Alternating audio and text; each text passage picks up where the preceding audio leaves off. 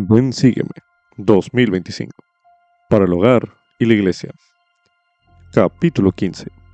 Doctrina y convenios. Secciones. Del 30 al 36. Lección asignada del 7 al 13 de abril de 2025. Titulado Alzad vuestras voces para declarar mi evangelio. Aproximadamente un mes después de haberse unido a la iglesia, Parley P. Pratt fue llamado al desierto a predicar el evangelio. Thomas B. Marsh llevaba de miembro incluso menos tiempo cuando se le dijo: la hora de tu misión ha llegado.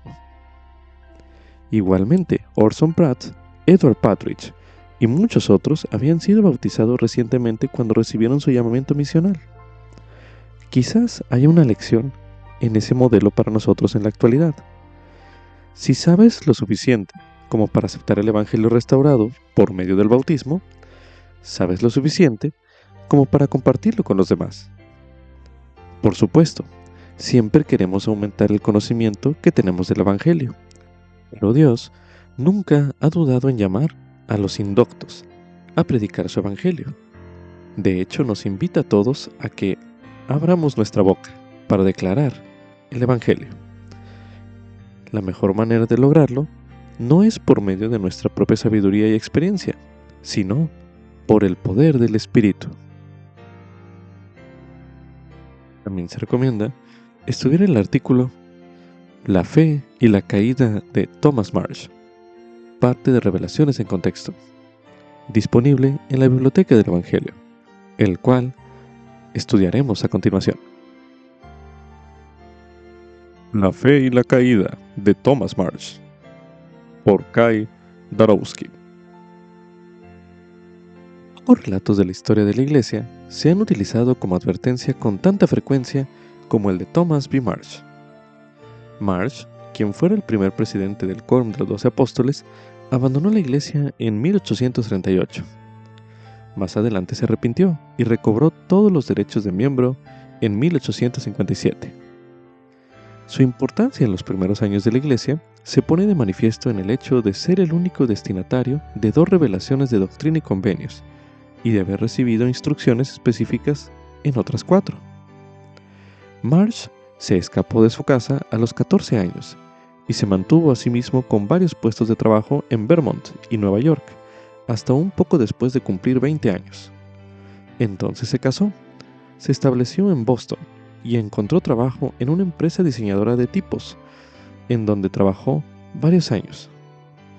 Estudiaba la Biblia y las sectas religiosas, pero sintió que surgiría una nueva iglesia, la cual tendría la verdad en su pureza.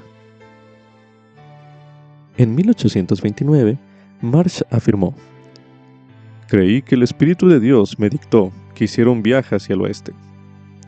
En consecuencia, viajó con un amigo a la zona oeste de Nueva York y se quedó allí durante 3 meses. En cierto momento, una mujer le preguntó si había escuchado hablar del libro de oro que encontró un joven llamado José Smith.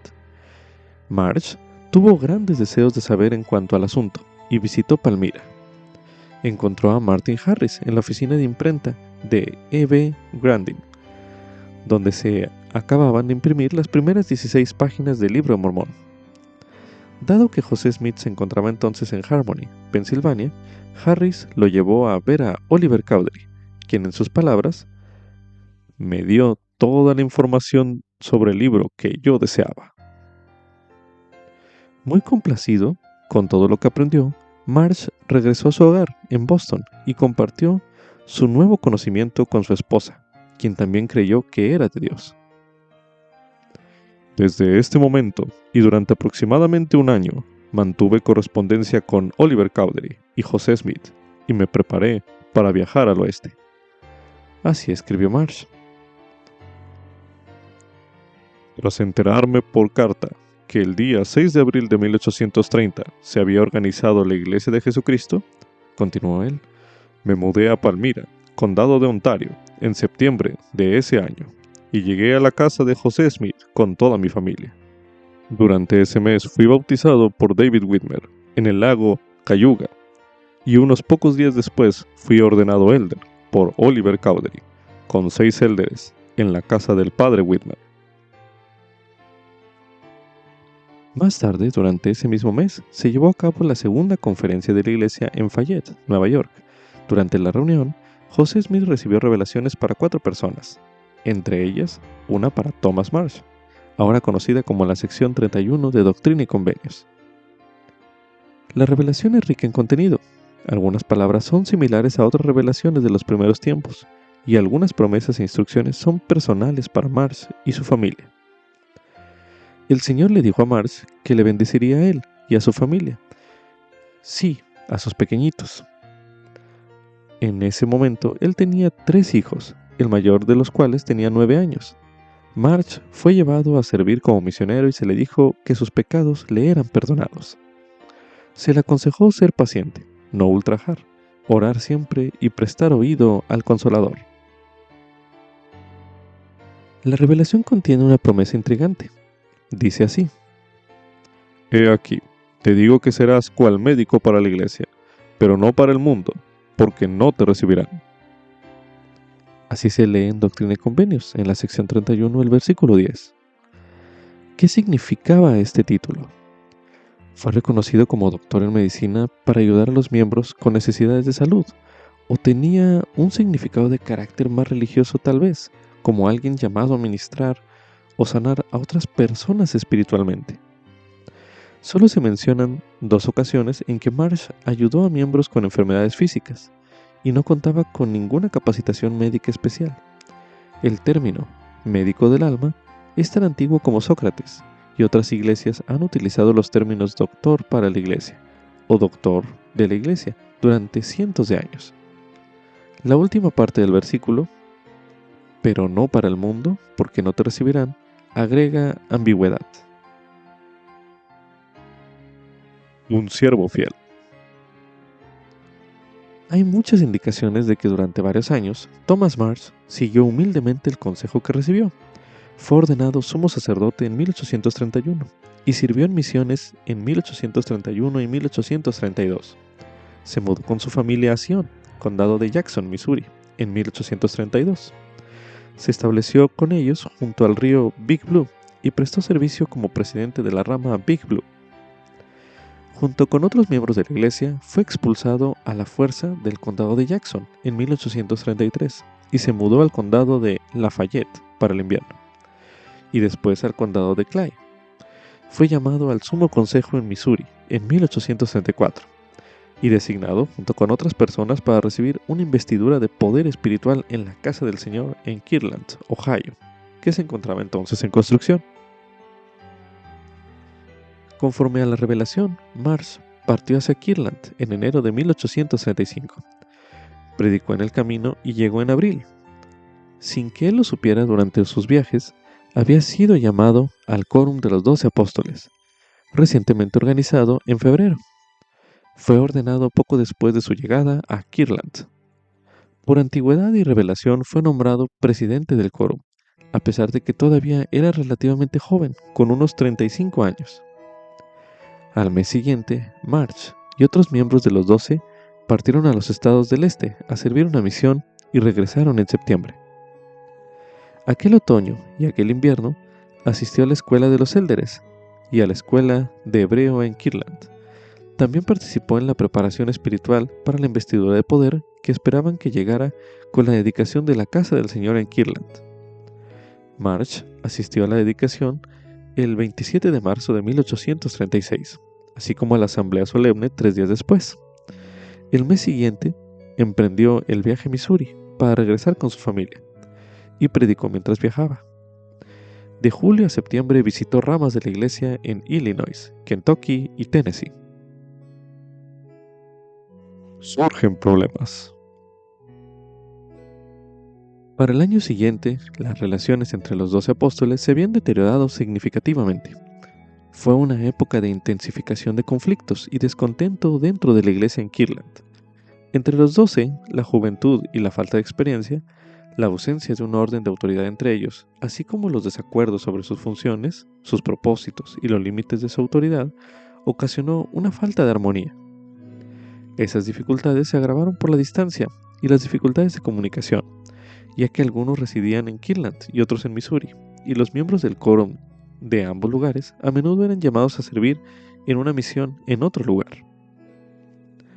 Con la esperanza de fortalecer la unión del quórum, Marsh regresó a Kirtland en julio, solo para darse cuenta de que algunos apóstoles habían partido para servir una misión en Gran Bretaña, y otros habían apostatado. En busca de consejo, Marsh visitó a José Smith, quien dictó una revelación para él, ahora conocida como la sección 112 de Doctrina y Convenios. La revelación fue una fuente de mucha guía y consuelo para Marsh, así como de severa amonestación. Se le dijo: «Te son perdonados todos tus pecados, y yo, el Señor, tengo una obra grande para ti. Conozco tu corazón y he oído tus oraciones. Tú eres el hombre al cual he escogido para poseer las llaves de mi reino, en lo que concierne a los 12, y cuán grande es vuestro llamamiento». Sin embargo, el Señor también le dijo que había algunas cosas en su vida con las que no quedó complacido. A Marsh se le aconsejó: «Sed fieles delante de mí». Y se le dijo a él y a los 12: «No seáis soberbios, no os sublevéis en contra de mi siervo José, sino purificad vuestro corazón en preparación para la proclamación del Evangelio». La sección 112 contiene también un versículo que se cita a menudo. Este dice así: «Sé humilde, y el Señor tu Dios te llevará de la mano y dará respuesta a tus oraciones». Las relaciones entre los 12 mejoraron durante una temporada, y en septiembre, Marsh, José Smith y otros partieron para servir una misión en Canadá. Al regresar a Far West, Missouri, Marsh continuó con sus esfuerzos por fortalecer la iglesia y prestar su apoyo a José Smith. Un duro golpe afligió a la familia Marsh el mes de mayo, cuando su segundo hijo, James, murió repentinamente a la edad de 14 años, tras una grave enfermedad. José Smith pronunció el sermón en su funeral. Una separación. En cuestiones de meses, Marsh, como sucedió con muchos otros antes, cayó víctima de una actitud de apostasía. Fue uno de los varios santos de los últimos días a quienes le perturbó la relación cada vez más violenta entre los miembros de la iglesia y sus vecinos de Missouri. También contribuyó a su descontento cada vez más profundo al infame incidente de la nata, que se produjo en agosto o septiembre de 1838 entre la esposa de Marsh Elizabeth y Lucinda Harris, la esposa de George W. Harris. Según George A. Smith, estas mujeres habían acordado intercambiar leche de sus vacas para hacer queso, pero infringiendo su acuerdo, Elizabeth presuntamente se quedó con la nata, es decir, el sobrenadante, que es la parte más sustanciosa, antes de enviar el resto de la leche a Lucinda. Según Smith, el asunto fue presentado al quórum de maestros, después al obispo y después al sumo consejo, y todos hallaron culpable a Elizabeth. Marsh, insatisfecho, apeló a la primera presidencia, que estuvo de acuerdo con las decisiones anteriores. Ofendido aún más por esta cadena de acontecimientos, se dice que el ya frustrado Marsh declaró que defendería el carácter de su esposa, aunque tuviera que ir al infierno por ello. En algún momento del otoño de 1868, Marsh partió de Far West con su familia y empezó a oponerse activamente a los santos. Hizo una declaración jurada en octubre de 1838 que detallaba sus inquietudes concernientes a actos de violencia y destrucción que él creía que estaban planeando o llevando a cabo los miembros de la iglesia contra sus vecinos de los condados de Caldwell y Davies. Y también indicaba su temor de que todos los mormones que se negaran a tomar las armas, si fuera necesario en las dificultades con los ciudadanos, serían fusilados o se les daría muerte de alguna otra manera, y que ningún disidente mormón podría abandonar el condado de Caldwell con vida. Orson Hyde agregó su firma en apoyo a estas afirmaciones de Marsh. A pesar de que la declaración de Marsh era la única prueba en contra de los santos que se presentó a los funcionarios de Missouri, George A. Smith más tarde declaró: «Esta declaración jurada, presentada ante el gobernador de Missouri, resultó en la emisión de una orden de exterminio, en virtud de la cual se expulsó a unos 15.000 santos de sus hogares y residencias, y miles perecieron a causa del sufrimiento originado al enfrentarse a este estado de las cosas. Desdeñado por aquel que fue su amigo y apoyo, José Smith describió duramente la declaración jurada de 2 páginas de Marsh, diciendo que contenía las más viles calumnias, maledicencias, mentiras y difamaciones hacia él y hacia la Iglesia, que su inicuo corazón pudo inventar. Los amargos sentimientos de Marsh hacia la Iglesia lo mantuvieron alejado durante casi 20 años. En algún momento, a mediados de la década de 1850, habiendo perdido a su esposa y padeciendo problemas de salud, Marsh tomó la determinación de volver a unirse a la Iglesia. Lamentaba lo que había hecho y se arrepentía de ello, de manera humilde y sincera. En una carta dirigida a Heber C. Kimball, en Salt Lake City, Marsh se lamentaba diciendo: «El Señor podía arreglárselas muy bien sin mí, y no ha perdido nada, aunque yo cayera en las filas. Pero, oh, ¿qué he perdido yo?». Marsh explicaba además: «Me reuní con G.W. Harris, y se ha producido una reconciliación entre nosotros». Tras la llegada de Marsh a Salt Lake City, en septiembre de 1857, Brigham Young le permitió que dirigiera la palabra a los santos. Con una voz debilitada, Marsh explicó su apostasía y pidió perdón. «Con frecuencia he querido saber cómo comenzó mi apostasía, y he llegado a la conclusión de que debía haber perdido el Espíritu del Señor, el cual salió de mi corazón. La siguiente pregunta es, ¿cómo y cuándo perdió el Espíritu? Tuve envidia del profeta, se alteró mi percepción y pasé por alto todo lo que era correcto. Dedicaba todo mi tiempo a buscar el mal. Después, cuando comenzó a guiarme el diablo, resultó fácil que la mente carnal tomara el control, la cual es el enojo, la envidia y la ira. Lo sentía en mi interior, me sentía enojado e iracundo, y una vez que se marchó el Espíritu del Señor, como dicen las Escrituras, quedé cegado. Perdí los estribos y deseé que todos los demás también estuvieran enojados». Después de sus palabras, Brigham Young pidió un voto para readmitir a Thomas B. Marsh como miembro de pleno derecho de la Iglesia, y ninguna mano se elevó para oponerse a ello. Fin del artículo. También se recomienda estudiar el artículo Ezra Taller, de escéptico a creyente, parte de Revelaciones en Contexto, disponible en la Biblioteca del Evangelio, el cual estudiaremos a continuación. Ezra Taller, de escéptico a creyente, por Matthew McBride. En otoño de 1830, Ezra Taller vivía en el municipio de Farmington, Nueva York, con su esposa Elizabeth y sus hijos. Tenía cerca de 40 años y había dedicado varios años a la construcción de puentes, diques y molinos en la región. El escéptico. Anteriormente, ese mismo año, algunos obreros que trabajaban para él le hablaron de los rumores que circulaban sobre José Smith y su traducción del Libro de Mormón. Taller rechazó la historia como blasfemia y se sintió indignado al respecto. Su brusca reacción se debió en parte al hecho de que conocía a la familia Smith, ya que anteriormente había contratado a José, a su padre y a sus hermanos para trabajar en proyectos cerca de Palmira.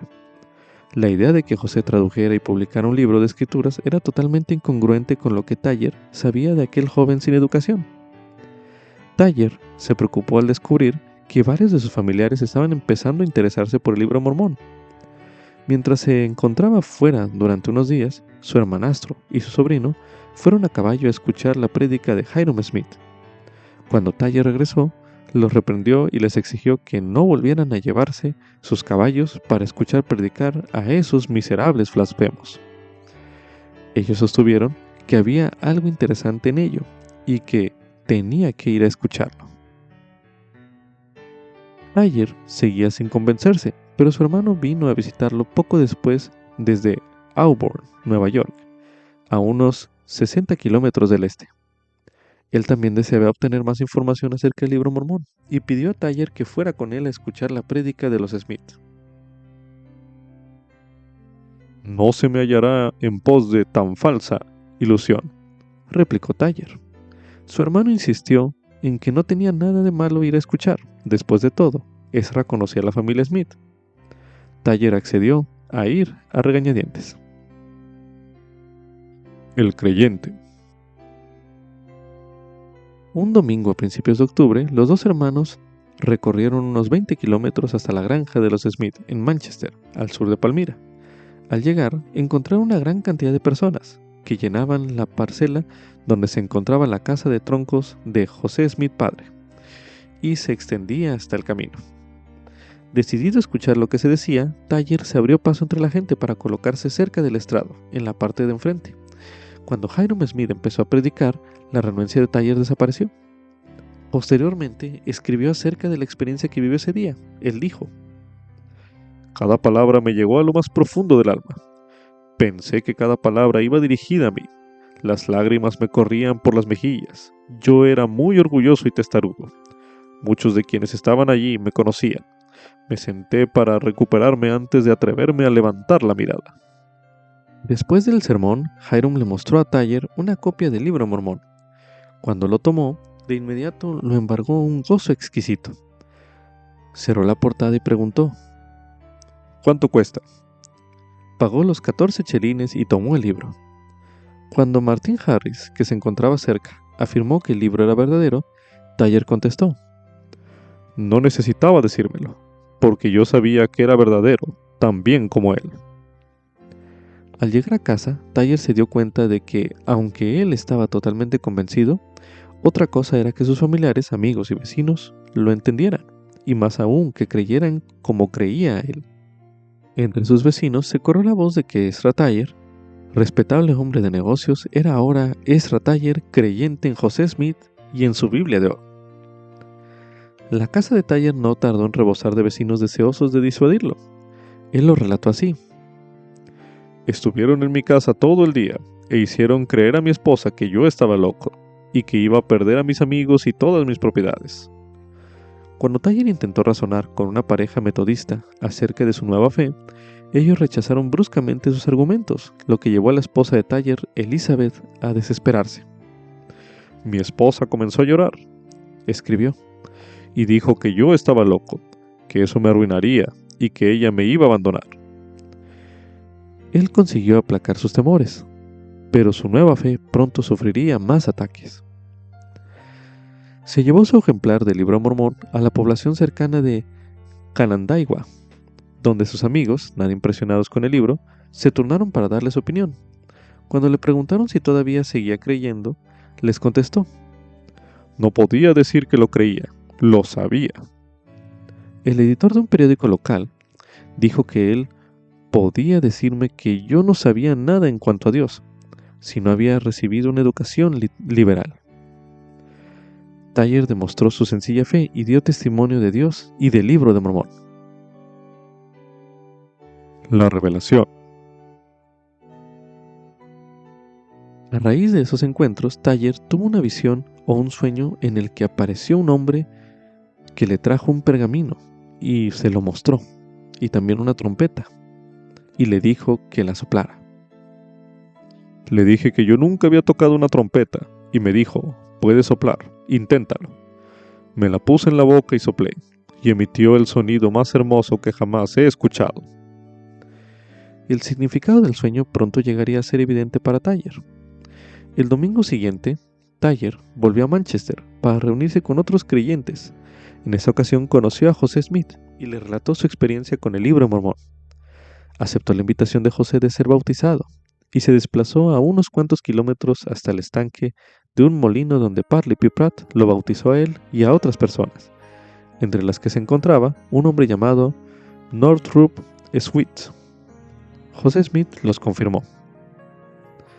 Poco después de su bautismo, Tyler y Sweet fueron llamados al ministerio en una revelación, actualmente la sección 33 de Doctrina y Convenios, dictada por José Smith cerca de Fayette, Nueva York. En ella la voz de Dios les mandó: alzad vuestras voces como con el son de trompeta, para declarar mi evangelio a una generación corrupta y perversa. El pasaje le recordó a Tyler su sueño. Concluyó así: el pergamino era la revelación acerca de mí, y Northwich. Oliver Cowdery era el hombre que llevaba el pergamino y la trompeta. El misionero. Abrid vuestra boca, entonaba la revelación exhortando a los misioneros recién llamados a hacerlo sin cesar. Pero Ezra Tyler y Norwood Sweet respondieron de manera muy diferente a este mandato. Sweet pronto se separó de José Smith para fundar lo que denominó la Iglesia Pura de Cristo. Él y otras 5 personas comenzaron a celebrar reuniones, pero este precoz cisma no siguió creciendo. Tyler, por el contrario, inmediatamente comenzó a ayudar a difundir su nueva fe. Hizo los arreglos necesarios para que José Smith fuera a predicar a su granero, y animó a su familia, amigos y vecinos para que asistieran. En el día en cuestión, su granero, que medía unos 15 por 5 metros, estaba lleno a rebosar, y los asistentes escucharon sermones de José y Hiram Smith, así como de otros 4 misioneros llamados recientemente: Cowdery, Pratt, Peter Whitmer, hijo, y Siva Peterson. En diciembre, Tyler organizó otra reunión, esta vez en Canandaigua. Al principio intentó conseguir un centro de reuniones metodista para celebrar la reunión, pero le denegaron el permiso, así que reservó el tribunal. Esa noche, Sidney Rigdon y otras personas fueron hasta la casa de Tyler, y él los acompañó a Canandaigua y se encargó de la puerta, mientras Rigdon predicaba. Debido a las profundas experiencias espirituales que le llevaron a convertirse, Tyler actuó de acuerdo con el llamamiento que la revelación le hizo a que compartiera sus creencias, a pesar de los riesgos para su reputación y su forma de ganarse la vida. Posteriormente escribió: cuando Dios muestra a un hombre algo así, por el poder del Espíritu Santo, él sabe que es verdad, no puede dudarlo. Fin del artículo. También se recomienda estudiar el artículo Llamamiento de Orson Pratt a servir, parte de Revelaciones en Contexto, disponible en la Biblioteca del Evangelio, el cual estudiaremos a continuación. Llamamiento de Orson Pratt a servir, por Matthew McBride. Orson Pratt fue un niño inquisitivo y curioso. Recordaba que a temprana edad tenía muchas serias impresiones en cuanto a Dios y a un futuro estado. Aunque sus padres, Jared y Charity Pratt, no estaban afiliados a ninguna iglesia en particular, alentaron a su hijo a leer la Biblia, en busca de respuestas a sus muchas preguntas. Su lectura únicamente despertó más preguntas. Como Pratt diría más tarde, la familia se contaba entre los pobres de este mundo. Recordaba que una serie de desgracias los mantuvo en los abismos de la pobreza. Debido a su situación precaria, los padres de Pratt lo enviaron a la edad de 11 años a trabajar en los campos de otros granjeros, a cambio de alojamiento y alimentos. Durante casi 9 años, Pratt trabajó como jornalero para varios granjeros en diversos lugares, que abarcaban un extenso territorio desde Ohio hasta Long Island. Aunque se sentía zarandeado de un lado a otro, sin un lugar permanente para vivir, señaló que las primeras impresiones de la moralidad y la religión que sus padres le habían inculcado siempre permanecieron con él y le sirvieron de ancla. Pratt siguió sintiendo la preocupación de estar preparado para un futuro estado, pero no fue sino hasta el otoño de 1829 que comenzó a orar sinceramente para recibir guía espiritual en su vida. Más tarde él escribió: en las silenciosas sombras de la noche, mientras que otros descansaban sobre la almohada, solía retirarme a un lugar secreto en los campos o praderas solitarias, y me inclinaba ante el Señor y oraba, durante horas. Resumió lo que sentía en aquel momento así: el mayor deseo de mi corazón era que el Señor manifestara su voluntad concerniente a mí. Una visita inesperada. Él persistió en sus oraciones mientras trabajaba en granjas a cambio de alojamiento y alimentos. cerca de la casa de su familia en Canaan, Nueva York, hasta septiembre de 1830. Ese mes recibió la visita de su hermano mayor, Parley. Solo unas semanas antes, Parley P. Pratt había encontrado el Libro de Mormón y se había convertido a la iglesia que había fundado su traductor, José Smith. Habiéndose bautizado hacía poco y habiendo sido ordenado a predicar, Pratt, ya mayor, viajó al este a Canaán, resuelto a compartir su entusiasmo por su nueva fe con su familia. Aunque sus padres creían, en parte, Parley más tarde señaló: mi hermano Orson, un joven de 19 años, lo recibió de todo corazón.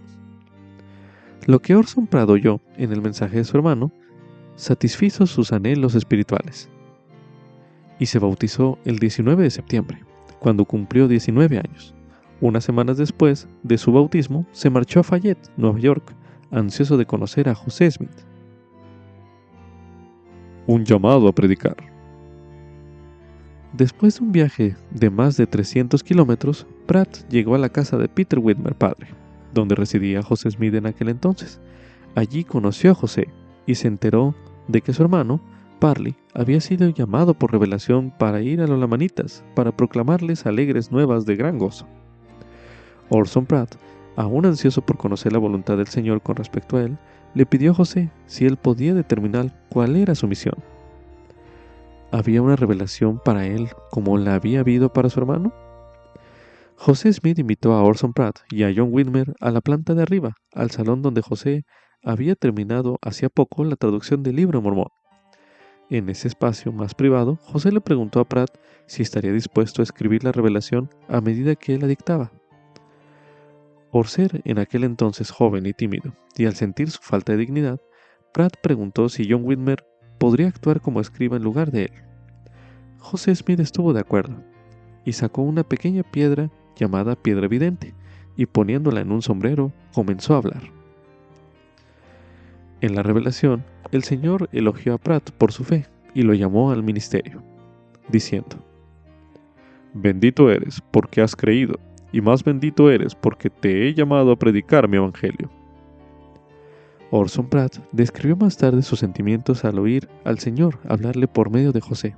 Él dijo: consideré que se trataba de un llamamiento muy grande e importante, y me sentía totalmente incompetente a menos de que el Señor me preparara por medio de su Espíritu. El 1 de septiembre, José Smith le ordenó elder, y Pratt inmediatamente hizo los preparativos para embarcarse. Aunque la revelación no había especificado dónde iría, se decidió que debía predicar en Colesville, Nueva York. Pratt confiaba en esta promesa de la revelación. Alza tu voz sin cesar, porque ha hablado Dios al Señor. Profetiza pues, y te será dado por el poder del Espíritu Santo. Más tarde él reflexionó: pensé que a menos que el Señor derramara su Espíritu sobre mí más plenamente de lo que hasta ese momento había recibido, nunca podría cumplir con esos deberes de manera aceptable ante su vista. Llevando consigo una carta de presentación firmada por José Smith, Pratt llegó a Colesville, donde obedientemente comenzó a abrir la boca en reuniones públicas y enseñar las cosas de Dios según el Espíritu Santo le permitía expresarlas. La pequeña rama de la iglesia en Colesville lo recibió con calidez y regresó a Fayette más tarde ese mismo mes. Pratt confesó que con frecuencia sentía que temblaba y se desalentaba por temor a que nunca fuera capaz de cumplir y llevar a cabo una obra tan grandiosa. Sin embargo, la revelación le aclaró la voluntad del Señor y salió a servir como misionero y apóstol durante más de 60 años en respuesta a ese llamamiento. Fin del artículo. Como subtítulo: soy llamado a ser testigo de Jesucristo. Esto es correspondiente a Doctrina y Convenios, las secciones del 30 al 36. Tenga usted o no un llamamiento formal como misionero, puede ser testigo de Jesucristo en todo tiempo, y en todas las cosas y en todo lugar. A medida que usted lea las secciones desde la 30 hasta la 36 de Doctrina y Convenios, anote lo que usted aprenda sobre sus oportunidades de compartir el Evangelio. Usted podría hacer una lista de las cosas que el Señor le pide y otra de las promesas que el Señor le hace al compartir el Evangelio.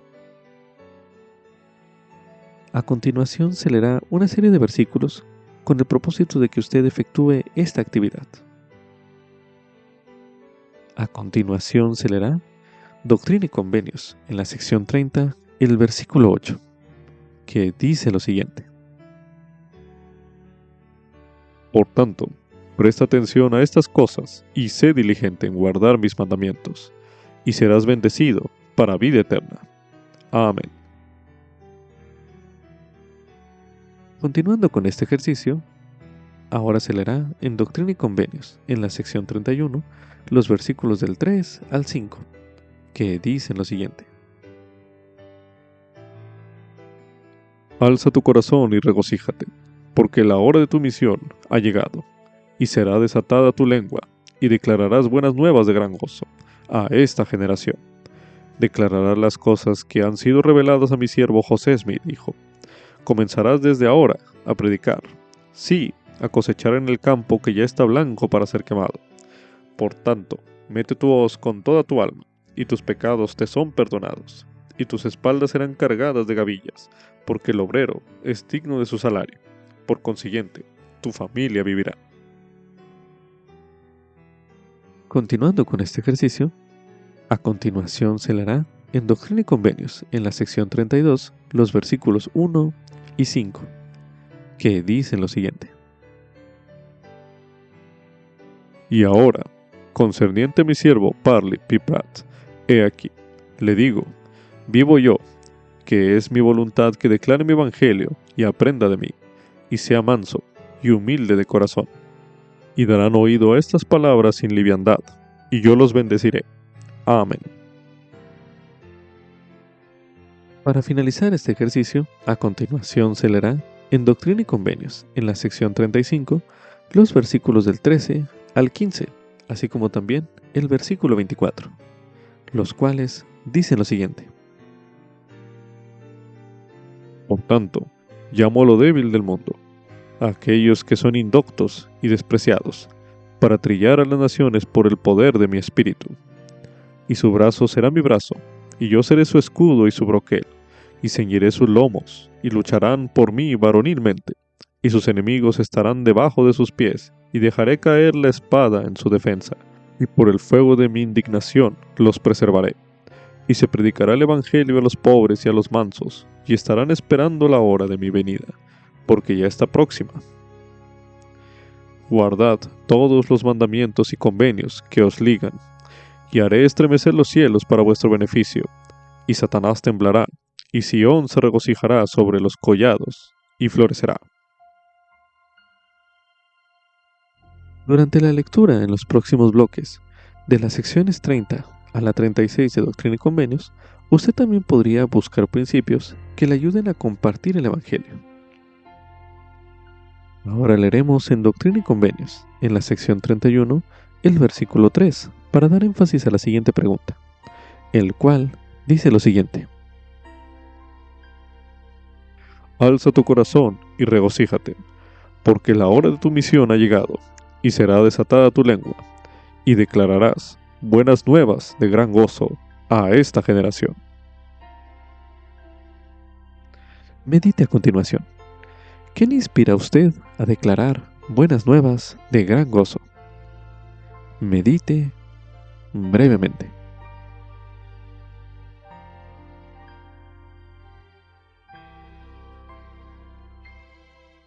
El elder Gary E. Stevenson, del Quórum de los Dos Apóstoles, enseñó que la proclamación del Evangelio se puede cumplir mediante unos principios sencillos y fáciles de entender, que nos han inculcado desde la infancia.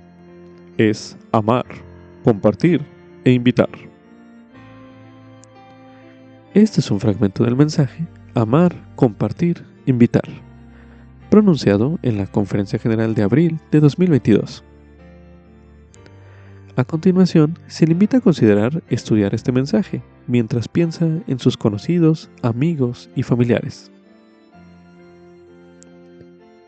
Para hacer este ejercicio, a continuación, estudiaremos el mensaje Amar, compartir, invitar. Por el elder Gary E. Stevenson, del Quórum de los 12 Apóstoles.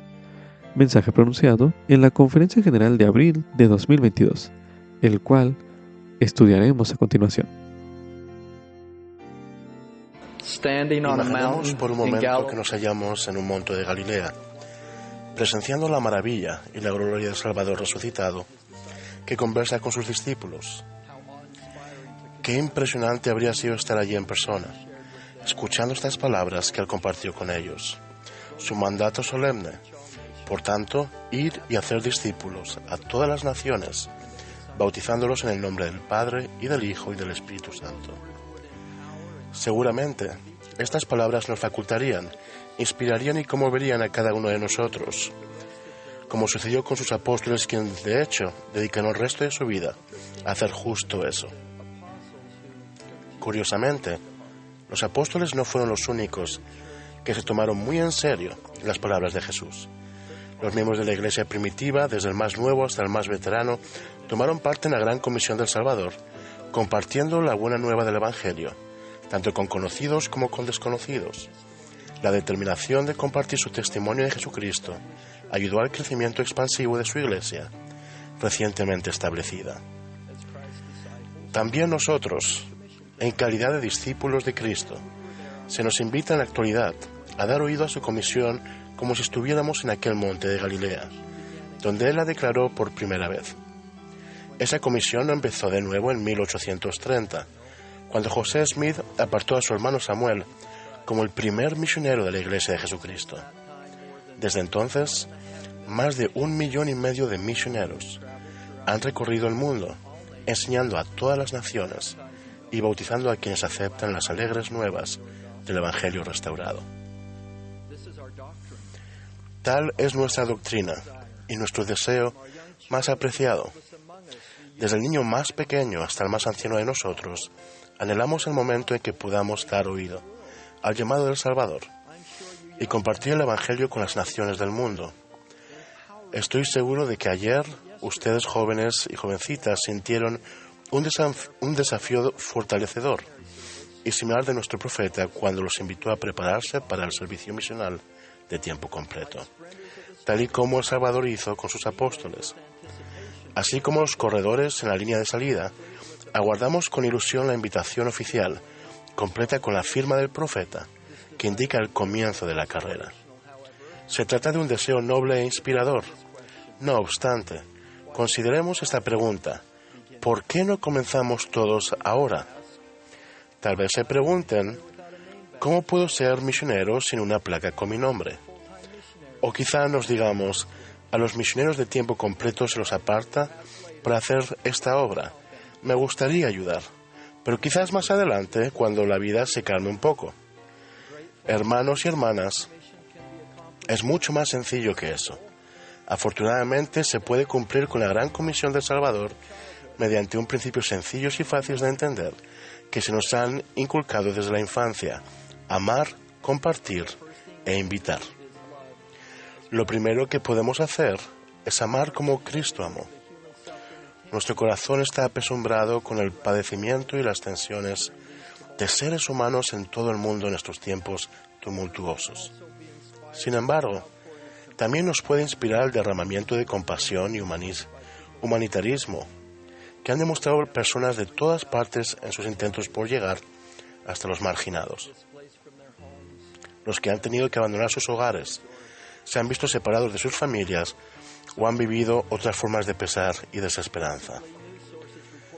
Recientemente, las noticias y medios de comunicación informaron de un grupo de madres en Polonia que, preocupadas por la huida de familias desesperadas, dejaron cochecitos de bebé completamente equipados y alineados en el andén de una estación, listos y aguardando a las madres refugiadas y sus hijos que pudieran necesitarlos en ese paso fronterizo apenas se bajarán del tren. Ciertamente, a nuestro Padre Celestial le complacen los actos abnegados de caridad como estos, pues al sobrellevar los unos las cargas de los otros, cumplimos así la ley de Cristo. Siempre que mostramos amor cristiano por nuestro prójimo, predicamos el Evangelio, aunque no digamos una sola palabra. Amar a los demás es la manifestación elocuente del segundo gran mandamiento de amar a nuestro prójimo, pues deja entrever el proceso refinador del Santo Espíritu obrando en el interior de nuestra alma. Al tratar a los demás con amor cristiano, tal vez hagamos que quienes vean nuestras buenas obras glorifiquen a nuestro Padre que está en los cielos.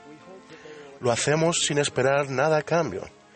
Tenemos la esperanza, desde luego, que acepten nuestro amor, mas su modo de reaccionar escapa a nuestro control. Lo que sí controlamos es lo que hacemos y quiénes somos. Mediante nuestro amor cristiano por los demás predicamos las propiedades gloriosas y transformadoras del Evangelio de Cristo y tomamos parte de manera significativa en el cumplimiento de su gran comisión. Lo segundo que podemos hacer es compartir. Durante los primeros meses de la pandemia de COVID-19, el hermano Wisan de Tailandia se sintió conmovido a compartir en su cuenta de una red social los sentimientos y las impresiones que tenía en cuanto a lo que estaba aprendiendo en su estudio del Libro de Mormón. En una de sus publicaciones particularmente personales compartió un relato de Amulek y Alma, dos misioneros de este libro. A su hermano Winai, aunque era firme en sus convicciones religiosas, le conmovió su publicación y respondió con una pregunta inesperada: ¿puedo conseguir ese libro en tailandés? Sabiamente, Wisan hizo los arreglos para que dos misioneras le entregaran un ejemplar del Libro de Mormón y empezaron a enseñar a su hermano. Wisan participó de las lecciones virtuales, en las que compartió sus sentimientos en cuanto al Libro de Mormón. Winai aprendió a orar y a estudiar con el deseo de buscar, aceptar y abrazar la verdad, y fue bautizado a los pocos meses. Wisan dijo con posterioridad: tenemos la responsabilidad de ser instrumentos en las manos de Dios, y siempre debemos estar listos para que Él pueda hacer su obra, a su manera, por medio de nosotros. El milagro se produjo en su familia, porque Wisan simplemente compartió el Evangelio de un modo normal y natural. Todos compartimos cosas con otras personas y lo hacemos a menudo. Compartimos las películas y las comidas que nos gustan, las cosas divertidas que vemos, los lugares que visitamos, el arte que apreciamos y las citas que nos inspiran. ¿Cómo podríamos agregar sencillamente a esa lista de lo que ya compartimos aquello que nos encanta del Evangelio de Jesucristo? El elder Dieter F. Uchtdorf explicó: si alguien les pregunta sobre el fin de semana, no duden en hablar sobre lo que hicieron en la iglesia. Hablen sobre los niños que se pusieron de pie frente a la congregación y cantaron con entusiasmo que están tratando de ser como Cristo. Hablen sobre el grupo de jóvenes que pasó tiempo ayudando a los residentes del hogar de ancianos a recopilar sus historias personales. Compartir no tiene nada que ver con vender el Evangelio. No tiene que escribir un sermón ni corregir las percepciones erróneas de otra persona. En lo que a la obra misional se refiere, Dios no necesita que ustedes sean los que vigilen, pero sí les pide que sean los que compartan. Al compartir con los demás las experiencias positivas que tenemos en el Evangelio, participamos en el cumplimiento de la gran comisión del Salvador. Lo tercero que podemos hacer es invitar. La hermana Mayra es una conversa reciente de Ecuador. Inmediatamente después del bautismo, su gozo por el Evangelio creció vertiginosamente. Ella comenzó a extender invitaciones a sus amigos y seres queridos a través de sus redes sociales. Muchos familiares y amigos que vieron sus publicaciones le respondieron con preguntas. Mayra se conectaba con ellos y solía invitarlos a su casa para que se reunieran con los misioneros. Los padres de Mayra y sus hermanos, su tía, dos primos y varios amigos fueron bautizados porque ella los invitó valientemente a venir y ver, venir y servir, y venir y pertenecer. Mediante sus invitaciones normales y naturales, más de 20 personas han aceptado su invitación a ser bautizadas y ser miembros de la Iglesia de Jesucristo. Y fue así, porque la hermana Mayra sencillamente invitó a otras personas a experimentar el gozo que ella sentía como miembro de la Iglesia. Hay centenares de invitaciones que podemos extender a los demás. Podemos invitarlos a venir y ver un servicio sacramental, una actividad de barrio o un vídeo en línea que explique el Evangelio de Jesucristo. Venir y ver puede ser una invitación a leer el libro de Mormón o a visitar un templo nuevo durante el programa de Puertas Abiertas previo a su dedicación. En ocasiones, la invitación es algo que extendemos interiormente. Una invitación a nosotros mismos a ser sensibles y ver oportunidades a nuestro alrededor en las que podemos actuar. En esta era digital, los miembros suelen compartir mensajes en las redes sociales. Hay cientos, quizá miles de cosas edificantes que podrían hallarlas dignas de compartirse. Este tipo de contenido ofrece invitaciones a venir y ver, venir y servir, y venir y pertenecer. Cuando invitamos a otras personas a aprender más acerca del Evangelio de Jesucristo, participamos en el llamado del Salvador a implicarnos en la obra de su comisión. Mis amados hermanos y hermanas, hoy hemos hablado de 3 cosas sencillas y fáciles que cualquiera puede hacer. Son cosas que ustedes pueden hacer. Tal vez ya lo estén haciendo aún sin darse cuenta de ello. Les invito a considerar maneras de amar, compartir e invitar. Conforme lo hagan, sentirán gozo al saber que están dando oído a las palabras de nuestro amado Salvador. No los estoy instando a hacer un nuevo programa. Ustedes ya conocían estos principios desde antes. No se trata de una cosa nueva e importante que la Iglesia les va a pedir que hagan. Estas 3 cosas no son más que una mera extensión de lo que ya somos como discípulos de Jesucristo. No se precisa una placa identificativa ni una carta. Tampoco se necesita un llamamiento formal. A medida que estas 3 cosas lleguen a convertirse en una parte natural de nuestro ser y de la manera en que vivimos, se convertirán en una manifestación automática y no forzada de amor genuino. Al igual que aquellos discípulos de Jesucristo que se congregaron para aprender de Él en Galilea hace 2000 años. También nosotros podemos aceptar el mandato del Salvador e ir por todo el mundo a predicar el Evangelio.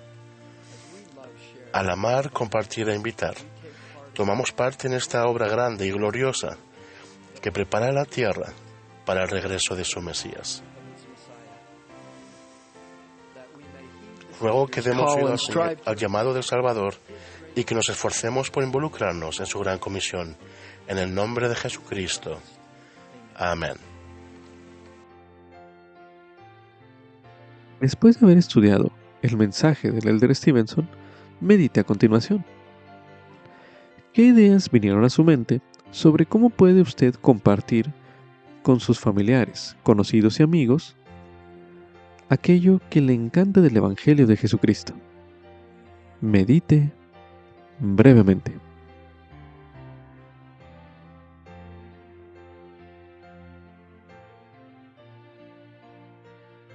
Ahora medite. ¿De qué manera usted puede invitarlos a venir y ver, venir y servir y venir y pertenecer? Medite brevemente.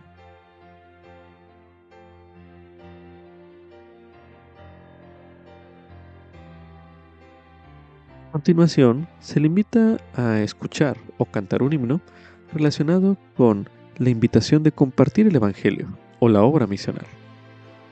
Para ello, se recomienda escuchar el himno A donde me mandes, iré.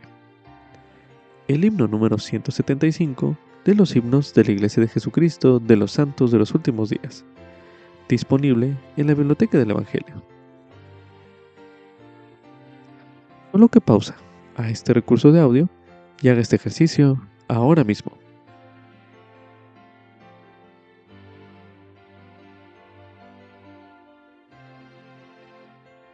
Ahora medite.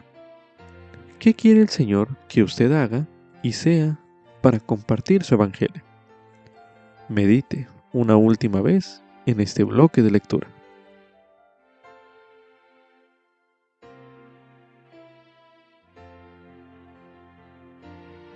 También se recomienda estudiar el mensaje Alza tu corazón y regocíjate. Por el elder Marcos A. Audukaitis, de los 70. Mensaje pronunciado en la Conferencia General de abril de 2022, el cual estudiaremos a continuación. Al hablar de Thomas B. Marsh, un converso reciente, el Señor le dijo de modo alentador: alza tu corazón y regocíjate, porque la hora de tu misión ha llegado. Creo que esa invitación puede servir de inspiración a todos los miembros de la Iglesia. Después de todo, cada uno de nosotros ha recibido de nuestro Padre Celestial la misión de recoger a Israel a ambos lados del velo.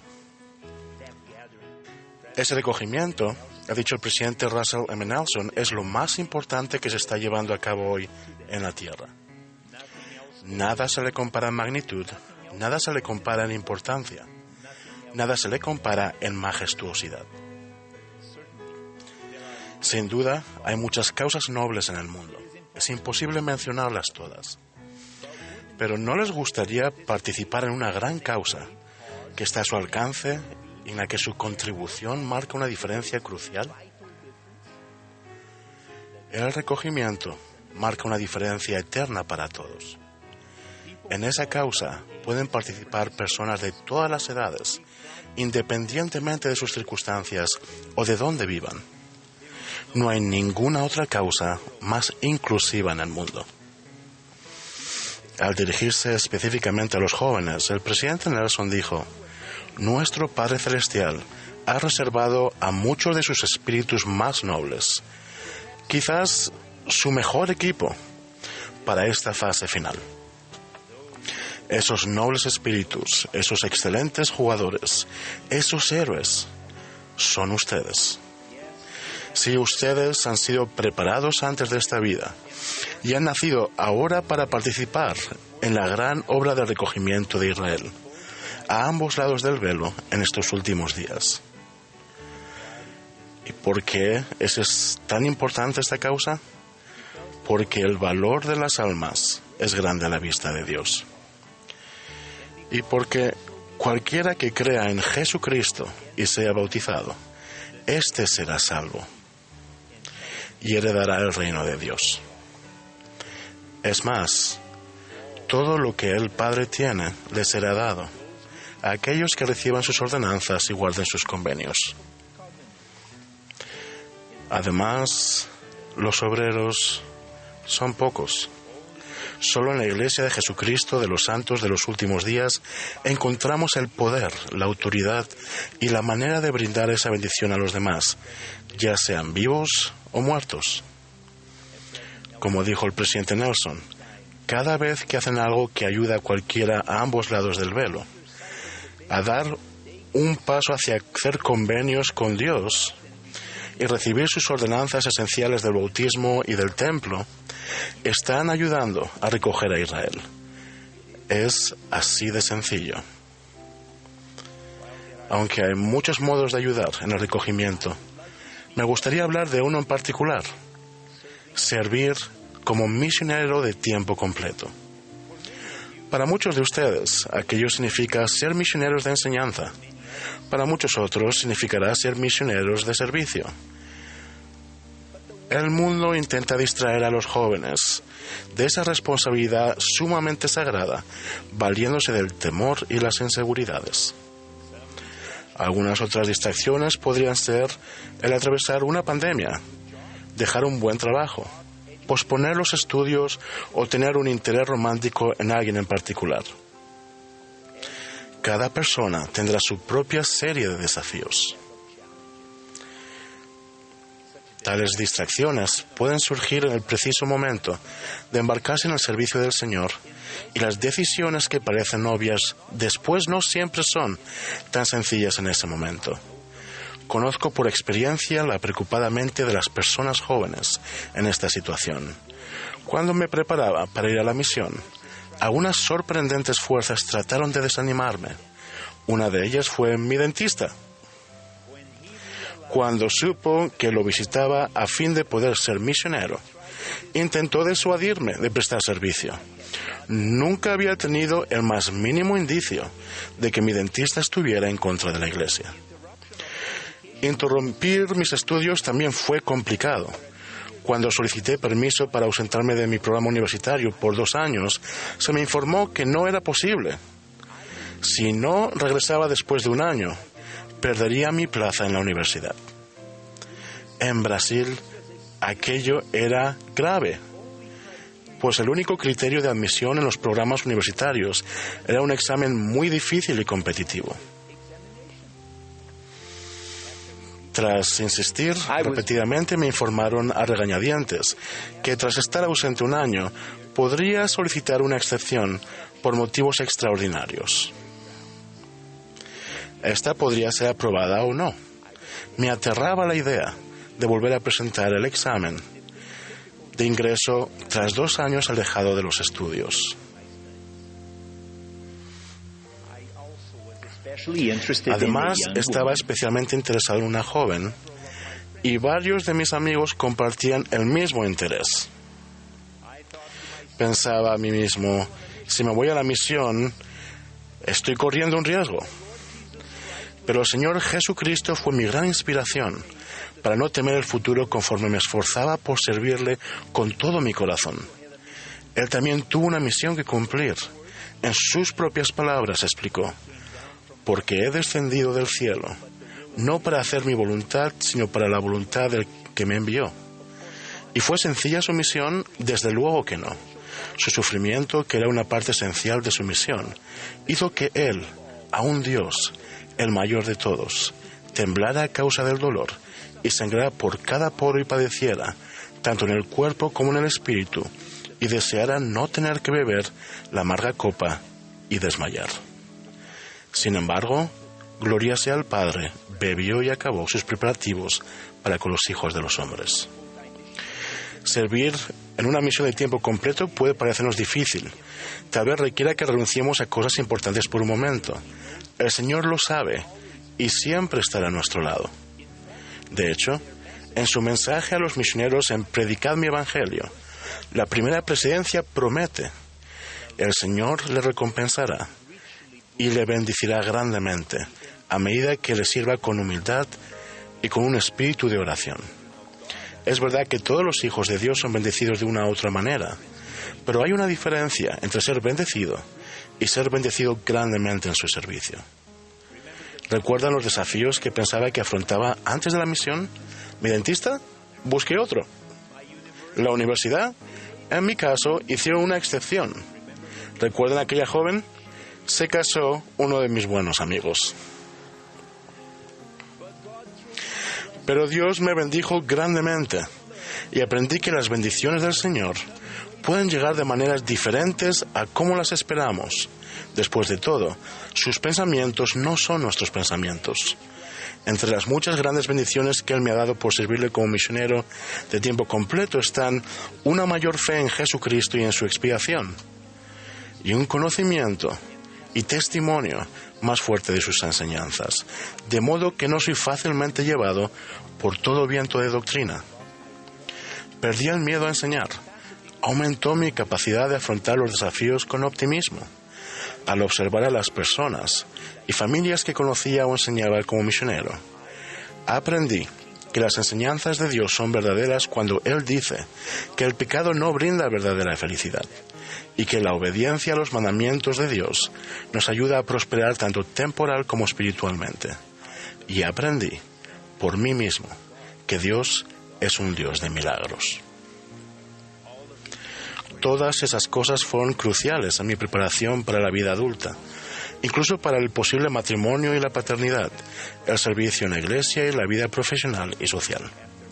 Después de la misión, me beneficié de mi crecido valor para presentarme en toda circunstancia y ante toda persona como fiel seguidor de Jesucristo y su iglesia, incluso para compartir el Evangelio con la bella mujer que llegaría a ser mi virtuosa, sabia, divertida y amada compañera eterna, la alegría de mi vida. Sí, Dios me ha bendecido grandemente, mucho más de lo que imaginaba. Al igual que hará con todos los que le sirvan con humildad y un espíritu de oración. Estoy eternamente agradecido a Dios por su bondad. La misión moldeó mi vida por completo. Aprendí que vale la pena el esfuerzo de confiar en Dios, confiar en su sabiduría y misericordia y en sus promesas.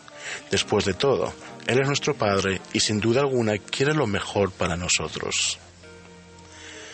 Queridos jóvenes de todo el mundo, les extiendo la misma invitación que nuestro profeta, el presidente Nelson, les ha extendido a todos ustedes, que se alisten en el batallón de jóvenes del Señor para ayudar a recoger a Israel. El presidente Nelson ha dicho, no hay nada que sea de mayor consecuencia, absolutamente nada.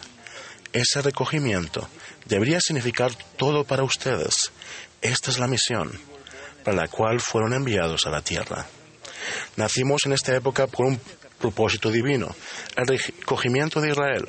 En ocasiones tendremos desafíos al servir como misioneros de tiempo completo, pero el Señor mismo ya es nuestro gran ejemplo y nuestro guía en tales circunstancias. Él entiende lo que es una misión difícil. Con su ayuda podemos hacer cosas difíciles. Él estará a nuestro lado y nos bendecirá grandemente conforme le sirvamos con humildad. Por todas esas razones, no me sorprende que el Señor dijera a Thomas B. Marsh y a todos nosotros, alza tu corazón y regocíjate, porque la hora de tu misión ha llegado. En el nombre de Jesucristo. Amén. También se recomienda estudiar el tema invitar a todos a recibir el Evangelio de Jesucristo. Uno de los temas del Evangelio, disponible en la Biblioteca del Evangelio, el cual estudiaremos a continuación. Invitar a todos a recibir el Evangelio. Como invitamos amorosamente a los hijos de Dios a recibir sus bendiciones. Imagine que está caminando con un amigo. El camino es oscuro, pero tiene una linterna para iluminar el sendero. Podría usar la linterna solo para que le resulte más fácil a usted ver lo que hay más adelante, pero como quiere que el camino de su amigo sea más fácil, también comparte su luz con él. Invitamos a todos a recibir el Evangelio de Jesucristo por la misma razón. El Evangelio ilumina nuestro trayecto por la vida, responde las preguntas del alma y nos da perspectiva, paz y gozo. Así que lo compartimos con los hijos de Dios, porque los amamos y queremos que todos se beneficien de su luz. ¿Qué significa invitar a todos a recibir el Evangelio de Jesucristo? Como santos de los últimos días, nos esforzamos por invitar a todos a recibir el Evangelio de Jesucristo, porque es un Evangelio de paz, de las buenas nuevas. Invitamos a otras personas a recibir el Evangelio mediante la palabra y el ejemplo. Esto puede consistir en compartir el Evangelio en la vida cotidiana, servir como misioneros y ayudar a los miembros nuevos y a los que regresan a la iglesia a progresar a lo largo de la senda de los convenios. Cuando ayudamos a otros a que reciban el Evangelio restaurado, mediante la fe en Jesucristo y su expiación, el arrepentimiento, el bautismo, la recepción del don del Espíritu Santo y el perseverar hasta el fin, podemos experimentar verdadero gozo. Sección 1. Ayudamos a Dios a llevar a cabo su obra cuando invitamos a todos a recibir el Evangelio de Jesucristo. Dios desea que todos sus hijos escuchen el Evangelio de Jesucristo, para que todos puedan recibir sus bendiciones. Una manera en que el Señor lleva su Evangelio a los demás es llamándonos a declarar su palabra entre los de su pueblo. Sentimos gozo cuando compartimos su palabra y damos a los demás la oportunidad de venir a Cristo y sentir su consuelo y esperanza y paz. Sección 2. Podemos ayudar a los demás a recibir el Evangelio de Jesucristo cuando amamos, compartimos e invitamos. Como miembros de la Iglesia, queremos que todos reciban el Evangelio de Jesucristo, porque amamos a Dios y a sus hijos, y queremos que los demás sientan el mismo gozo que nosotros. Llevar el Evangelio a los demás es sencillo, solo tenemos que amar, compartir e invitar. A veces hacemos esto por medio del servicio misional en la iglesia. La mayoría de las veces amamos, compartimos e invitamos al vivir los principios del Evangelio y al hablar de nuestras creencias de formas normales y naturales. Al compartir el Evangelio con las personas de todas partes, ayudamos a preparar a los hijos de Dios para la vida eterna. Anote sus impresiones a continuación.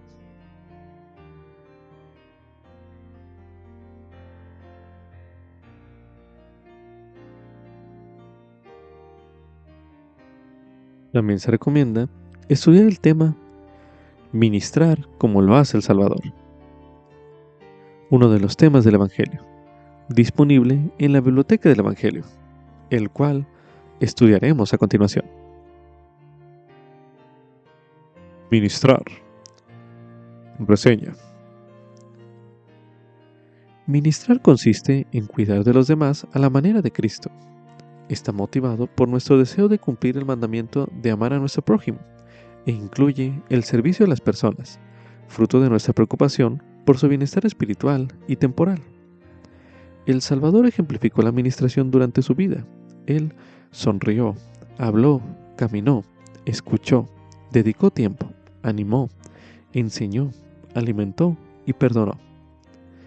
El Salvador nos pide que sigamos su ejemplo de amarnos unos a otros como ya os he amado, así dice la Escritura. Ministramos de manera natural a nuestra familia y a las personas que amamos y a quienes nos rodean. Además, en los barrios recibimos asignaciones como hermanos y hermanas ministrantes para cuidar a los miembros del barrio de manera organizada. Nos aseguramos de que todos estén atendidos y de que nadie quede olvidado. Bajo la dirección del obispo y trabajando en conjunto, las presidencias de Quórum de Alderes y de la Sociedad de Socorro supervisan las labores de administración. Por lo general, cada hermana adulta tiene 2 hermanas ministrantes, que están asignadas a cuidar de ella, y cada hogar tiene 2 hermanos ministrantes, asignados a cuidar de los miembros de la familia. En ocasiones se puede asignar a matrimonios que sean compañeros ministrantes a fin de satisfacer mejor las necesidades de los miembros. A partir del mes de enero del año en que cumplen 14 años, se puede asignar a los hombres y a las mujeres jóvenes a servir como compañeros ministrantes de personas adultas. En calidad de hermanos y hermanas ministrantes, participamos en entrevistas trimestrales de ministración, en las que hablamos con nuestros líderes acerca de nuestra labor, así como de los puntos fuertes y las necesidades específicas de las personas a las que ministramos. Las labores de ministración pueden adoptar muchas formas. En la medida de lo posible, los hermanos y las hermanas ministrantes visitan a los miembros en sus casas. También pueden haber interacciones en los centros de reuniones o en la comunidad. Los métodos que se utilicen pueden ser diversos, desde cualquier tipo de servicio hasta una visita, una llamada telefónica, un mensaje de correo electrónico o un mensaje de texto. Cada persona es única y la administración eficaz es individualizada y guiada por el Espíritu. Por medio de la oración y la inspiración seremos bendecidos para saber cómo ministrar como lo hizo el Salvador. Cuando ministramos, representamos a Jesucristo al velar, edificar y fortalecer a las personas que nos rodean. También las invitamos a venir a Cristo y a progresar en la senda de los convenios. El elder Jeffrey R. Holland nos invitó a trabajar hombro a hombro con el Señor de la Viña, dando a Dios y Padre de todos nosotros una mano de ayuda con su asombrosa tarea de contestar oraciones, dar consuelo, secar lágrimas y fortalecer las rodillas débiles. Él así lo declaró en su mensaje, estar con ellos y fortalecerlos, pronunciado en la Conferencia General de abril de 2018. Anote sus impresiones a continuación.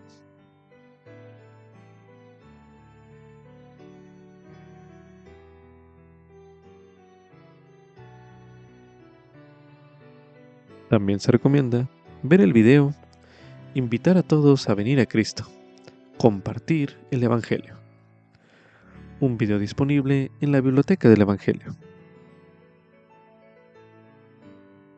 Como subtítulo: El Señor me puede ayudar en mi relación que tengo con los miembros de mi familia. Esto es correspondiente a Doctrina y Convenios, en la sección 31, los versículos del 1 al 2, del 5 al 6, el versículo 9 y el versículo 13. Las familias en 1830 luchaban con muchos de los mismos problemas que las familias de la actualidad. En la sección 31 de Doctrina y Convenios, se le dieron promesas a Thomas B. Marsh en cuanto a su familia. A continuación se leerá en Doctrina y Convenios, en la sección 31, los versículos del 1 al 2, del 5 al 6, el versículo 9 y el versículo 13, para dar énfasis a las siguientes preguntas, los cuales dicen lo siguiente. Tomás, hijo mío, bendito eres por motivo de tu fe en mi obra. He aquí, te han sobrevenido muchas aflicciones a causa de tu familia. Sin embargo, te bendeciré a ti y a tu familia. Sí, y a tus pequeñitos. Y viene el día en que creerán y conocerán la verdad, y serán uno contigo en mi iglesia. Por tanto, mete tu hoz con toda tu alma, y tus pecados te son perdonados, y tus espaldas serán cargadas de gavillas, porque el obrero es digno de su salario. Por consiguiente, tu familia vivirá. He aquí, de cierto te digo, apártate de ellos por un corto tiempo, solamente, y declara mi palabra, y yo prepararé un lugar para ellos. Ten paciencia en las tribulaciones, no ultrajes a los que ultrajan. Gobierna tu casa con mansedumbre, y sé constante. Sé fiel hasta el fin, y he aquí, estoy contigo. Estas palabras no son de hombre, ni de hombres, sino mías, sí, de Jesucristo tu Redentor, por la voluntad del Padre. Amén. Medite a continuación. ¿Qué guía y promesas dio el Señor a Thomas B. Marsh en cuanto a su familia en estos versículos? Medite brevemente.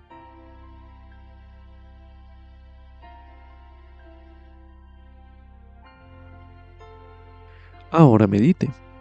¿Cómo pueden sus palabras del Señor ayudarte en la relación que tienes con los miembros de tu familia? Medite una última vez en este bloque de lectura.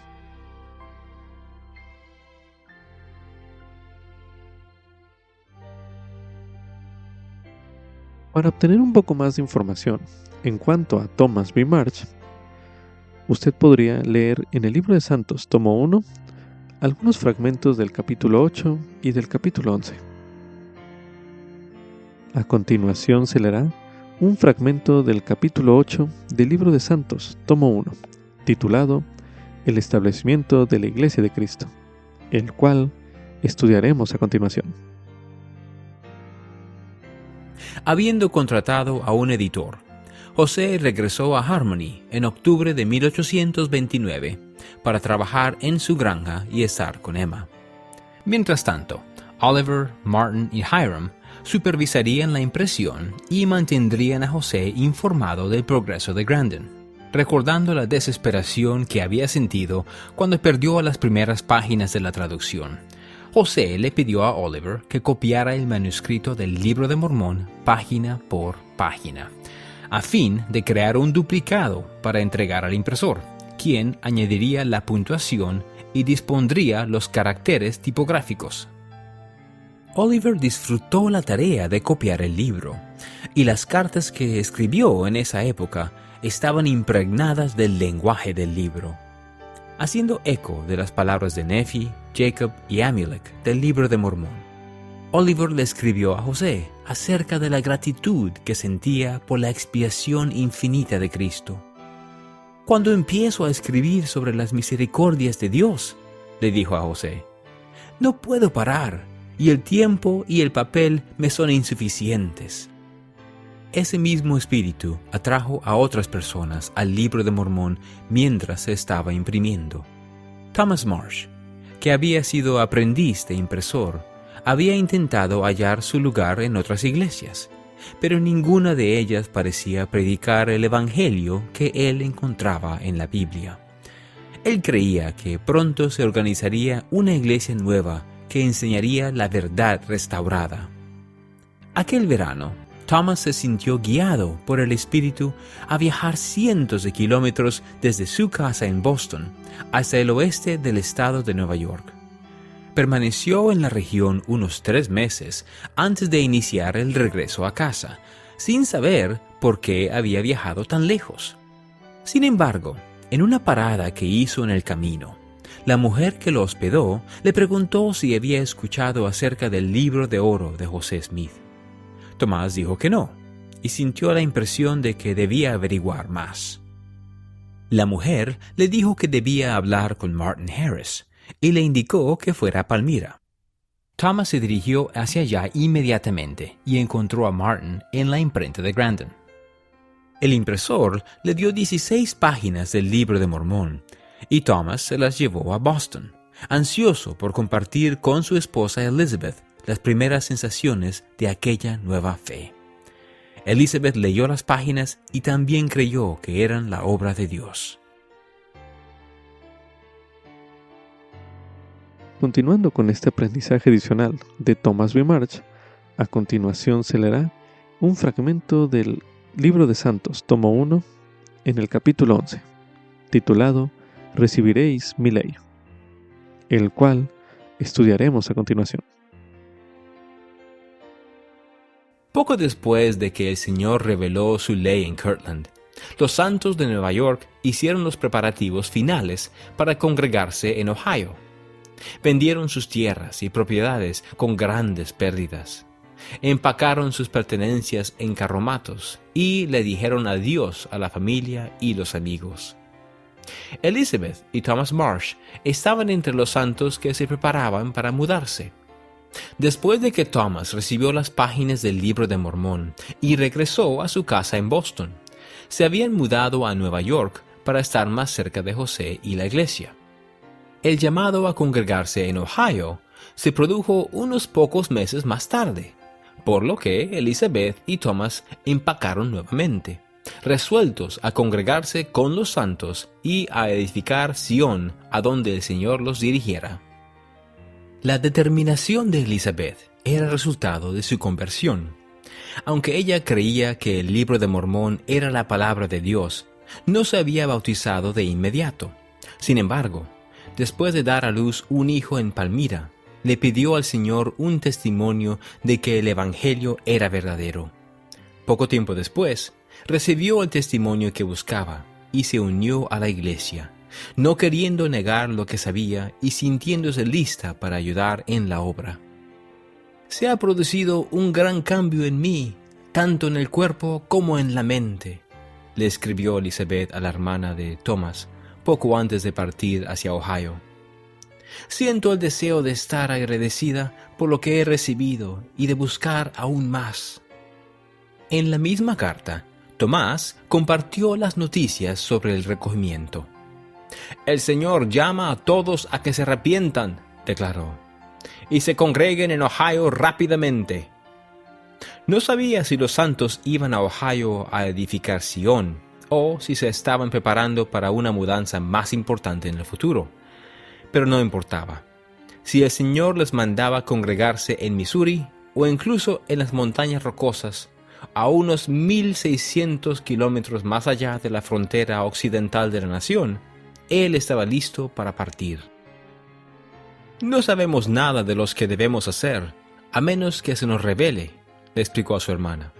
Pero esto sí sabemos. Se edificará una ciudad en la tierra prometida.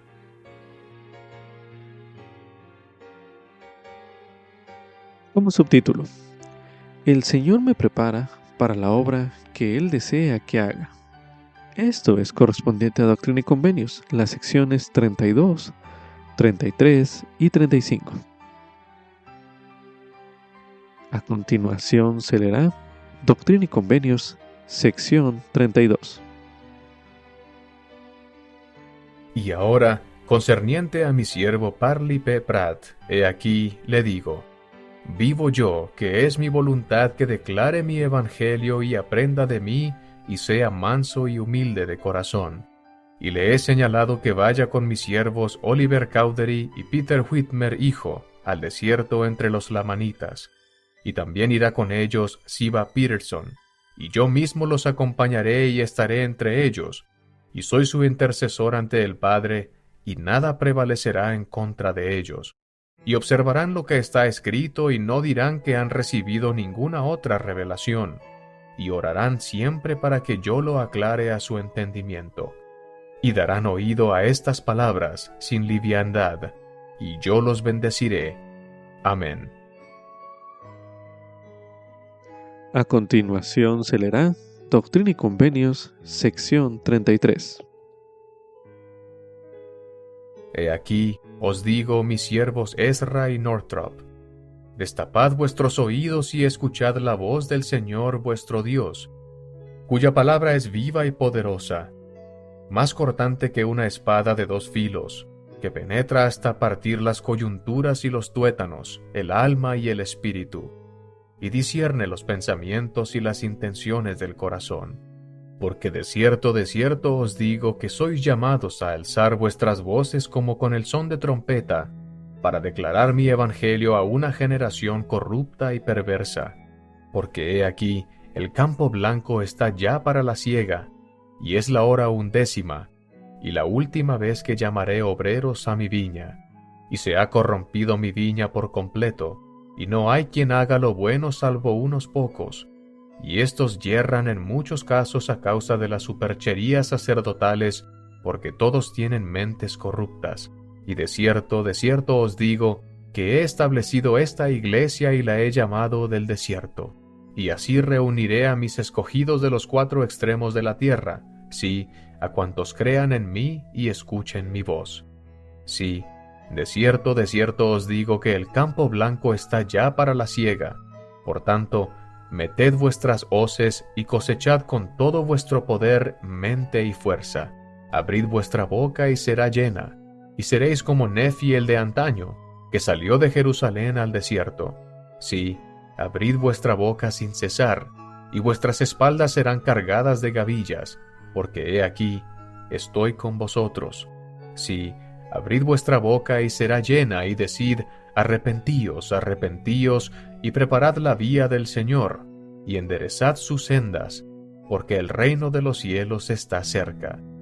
Sí, arrepentíos y bautícese cada uno de vosotros para la remisión de sus pecados. Sí, bautizaos en el agua, y entonces vendrá el bautismo de fuego y del Espíritu Santo.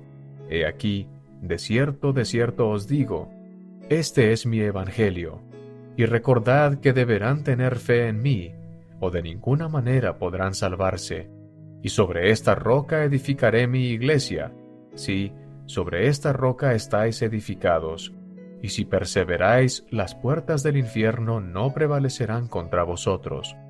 Y recordaréis los reglamentos y los convenios de la iglesia para observarlos. Y por la imposición de manos confirmaréis en mi iglesia a quienes tengan fe, y yo les conferiré el don del Espíritu Santo.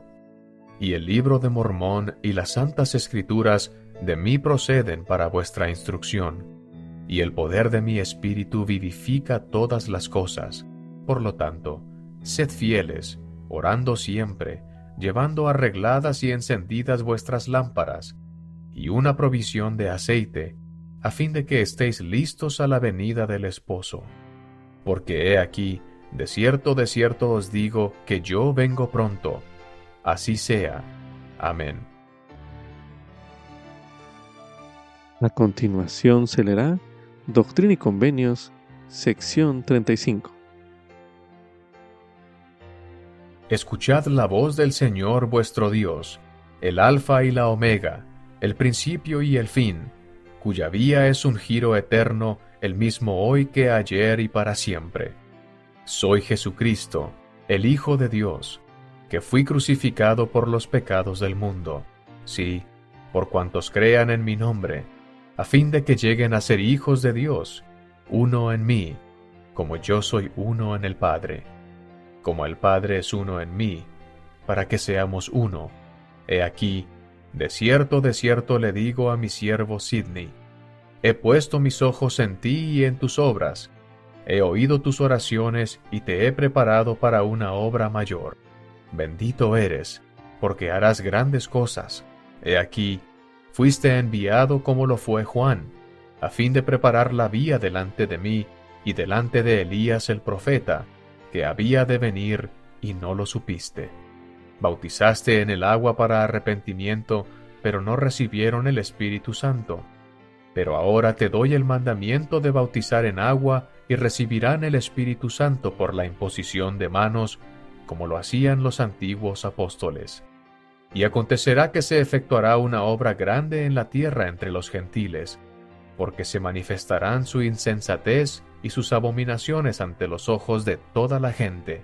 Porque yo soy Dios, y mi brazo no se ha acortado, y mostraré milagros, señales y maravillas a todos los que crean en mi nombre.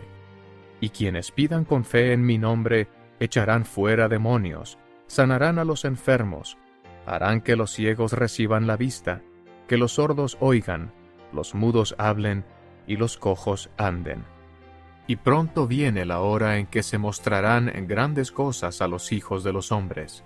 Mas sin fe no se manifestará cosa alguna, sino desolaciones sobre Babilonia, la cual ha hecho que todas las naciones beban del vino de la ira de sus fornicaciones. Y no hay quien haga lo bueno salvo aquellos que están dispuestos a recibir la plenitud de mi evangelio, que he enviado a esta generación. Por tanto, llamo a lo débil del mundo, a aquellos que son indoctos y despreciados, para trillar a las naciones por el poder de mi espíritu. Y su brazo será mi brazo, y yo seré su escudo y su broquel, y ceñiré sus lomos y lucharán por mí varonilmente, y sus enemigos estarán debajo de sus pies, y dejaré caer la espada en su defensa, y por el fuego de mi indignación los preservaré. Y se predicará el evangelio a los pobres y a los mansos, y estarán esperando la hora de mi venida, porque ya está próxima. Y aprenderán la parábola de la higuera, porque ahora mismo el verano se aproxima. Y he enviado la plenitud de mi evangelio por conducto de mi siervo José, y en debilidad lo he bendecido. Y le he dado las llaves del ministerio de aquellas cosas que han sido selladas, sí, cosas que han existido desde la fundación del mundo, y las que vendrán desde ahora hasta el tiempo de mi venida, si persevera en mí, y si no, yo pondré a otro en su lugar.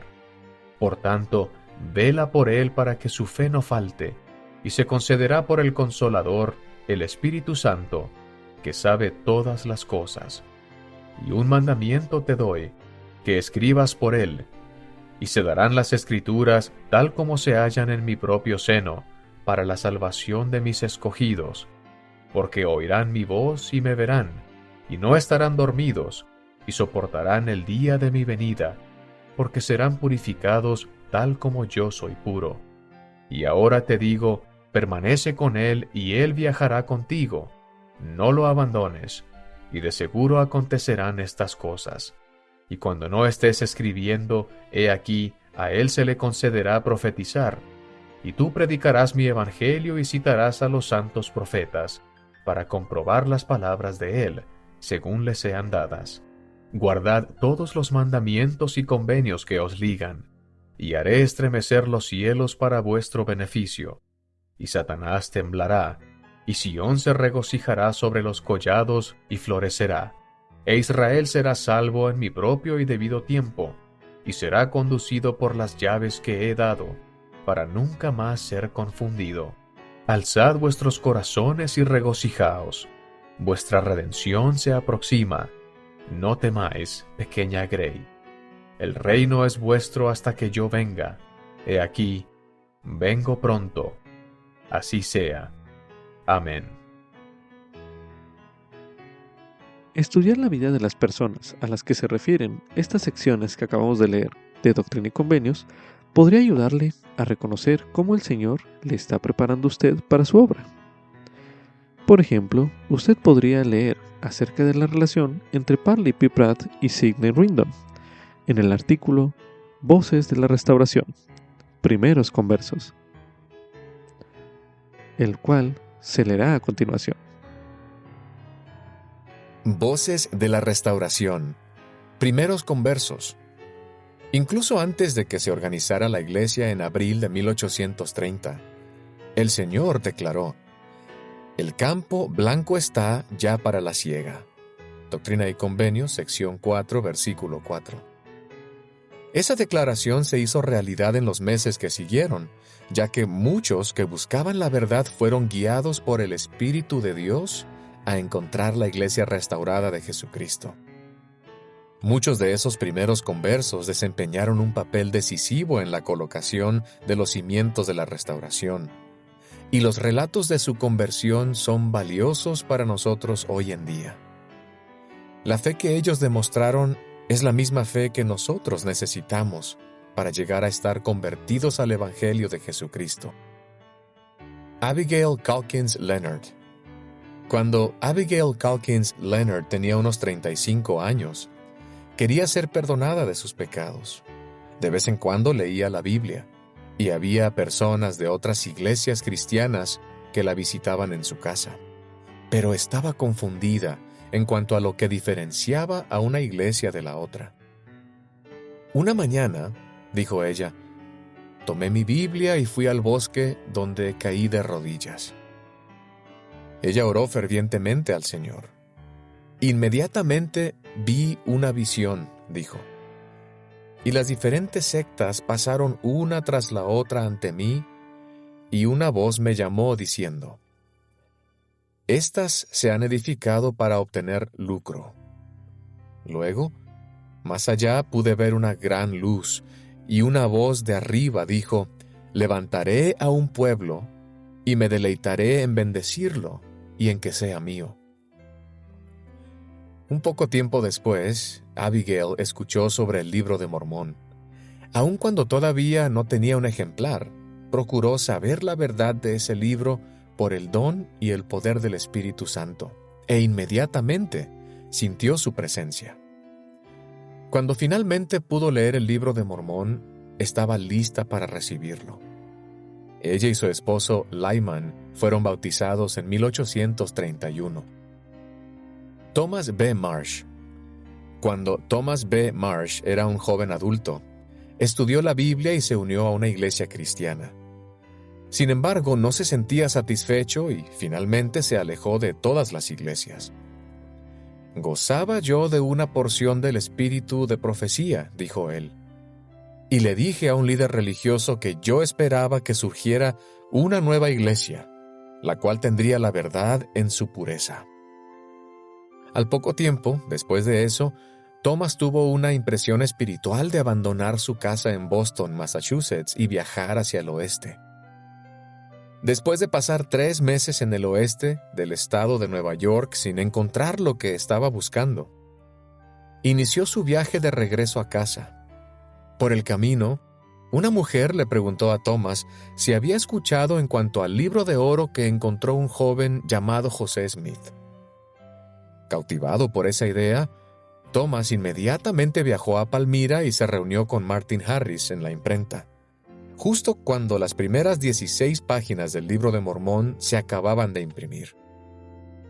A Thomas se le permitió llevar una copia de esas 16 páginas, y las llevó a casa a su esposa, Elizabeth. Se sintió complacida con el libro, recordó él, y creyó que era la obra de Dios. Thomas y Elizabeth más adelante se trasladaron al estado de Nueva York con sus hijos y fueron bautizados. Si deseas más información en cuanto a Thomas B. Marsh, véase Doctrina y Convenios, sección 31. Parley y Thankful Pratt. Al igual que Thomas Marsh, Parley y Thankful Pratt respondieron a los susurros espirituales de dejar su próspera granja en Ohio con la intención de predicar el Evangelio según lo entendían de la Biblia. Tal como Parley le dijo a su hermano, «Últimamente, el espíritu de estas cosas ha influido tanto en mi mente que no podía descansar». Cuando llegaron al este del estado de Nueva York, Parley tuvo la impresión de permanecer por un tiempo en esa región. Decidieron que Thankful continuaría el viaje sin él. «Tengo una labor que realizar en esta región del país», le dijo Parley, «y no sé cuál es ni cuánto tiempo me tomará llevarla a cabo, pero te alcanzaré cuando la haya realizado». Fue allí que Parley escuchó por primera vez en cuanto al Libro de Mormón. «Sentí un extraño interés en el libro», dijo él. Solicitó un ejemplar y leyó durante toda la noche. Al llegar la mañana, sabía que el libro era verdadero y lo valoraba más que todas las riquezas del mundo. A los pocos días, Parley fue bautizado. Regresó entonces a reunirse con Thankful, quien también se bautizó. Si deseas más información en cuanto a Parley P. Pratt, véase Doctrina y Convenios, sección 32. Sidney y Phoebe Rigdon. Cuando iba en camino desde el estado de Nueva York hacia una misión en Missouri, Parley Pratt y sus consiervos se detuvieron en Mentor, Ohio, en casa de Sidney y Phoebe Rigdon, que eran viejos amigos que Parley conocía del tiempo en que vivió en Ohio. Sidney era un ministro cristiano y Parley, en un tiempo, había sido miembro de su congregación y lo consideraba como mentor espiritual. Parley le contó a sus amigos con entusiasmo en cuanto al Libro de Mormón y la restauración del Evangelio de Jesucristo. Sidney mismo había estado buscando una restauración de la iglesia verdadera, cuya descripción había encontrado en el Nuevo Testamento, pero al principio se mostró escéptico en cuanto al Libro de Mormón. No obstante, leeré tu libro, le dijo a su amigo Parley, y me esforzaré por determinar si es una revelación de Dios o no. Después de 2 semanas de estudio y oración, tanto él como Phoebe estaban convencidos de que el libro era verdadero, pero Sidney también sabía que unirse a la iglesia supondría un sacrificio considerable para su familia. Obviamente perdería su empleo como ministro, junto con su estatus social en la comunidad. Al analizar él y Phoebe esa posibilidad, Phoebe declaró: «He considerado el precio, y es mi deseo hacer la voluntad de Dios, ya sea para vida o para muerte». Medite a continuación. ¿Cómo bendijo esa relación entre Parley P. Pratt y Sidney Rigdon a los hijos de Dios? Medite brevemente.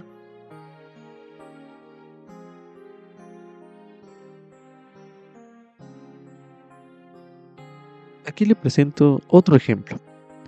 Ezra Taller escribió que antes de bautizarse tuvo una visión en la que vio un hombre y le trajo un rollo de papel y se lo mostró, y también una trompeta, y le dijo que la hiciera sonar.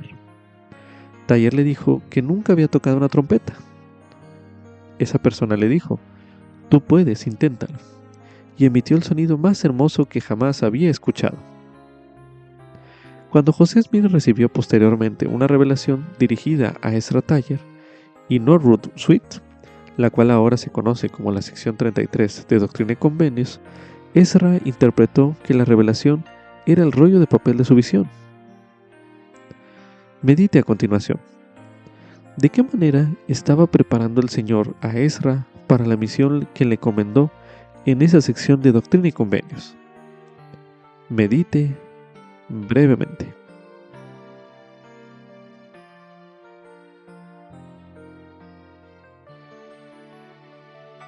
Ahora medite.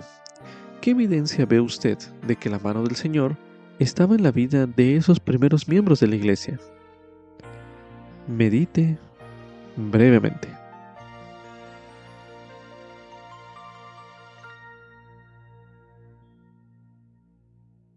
Ahora medite. ¿A quién ha puesto el Señor en la vida de usted para ayudarle a venir a Cristo? Medite nuevamente.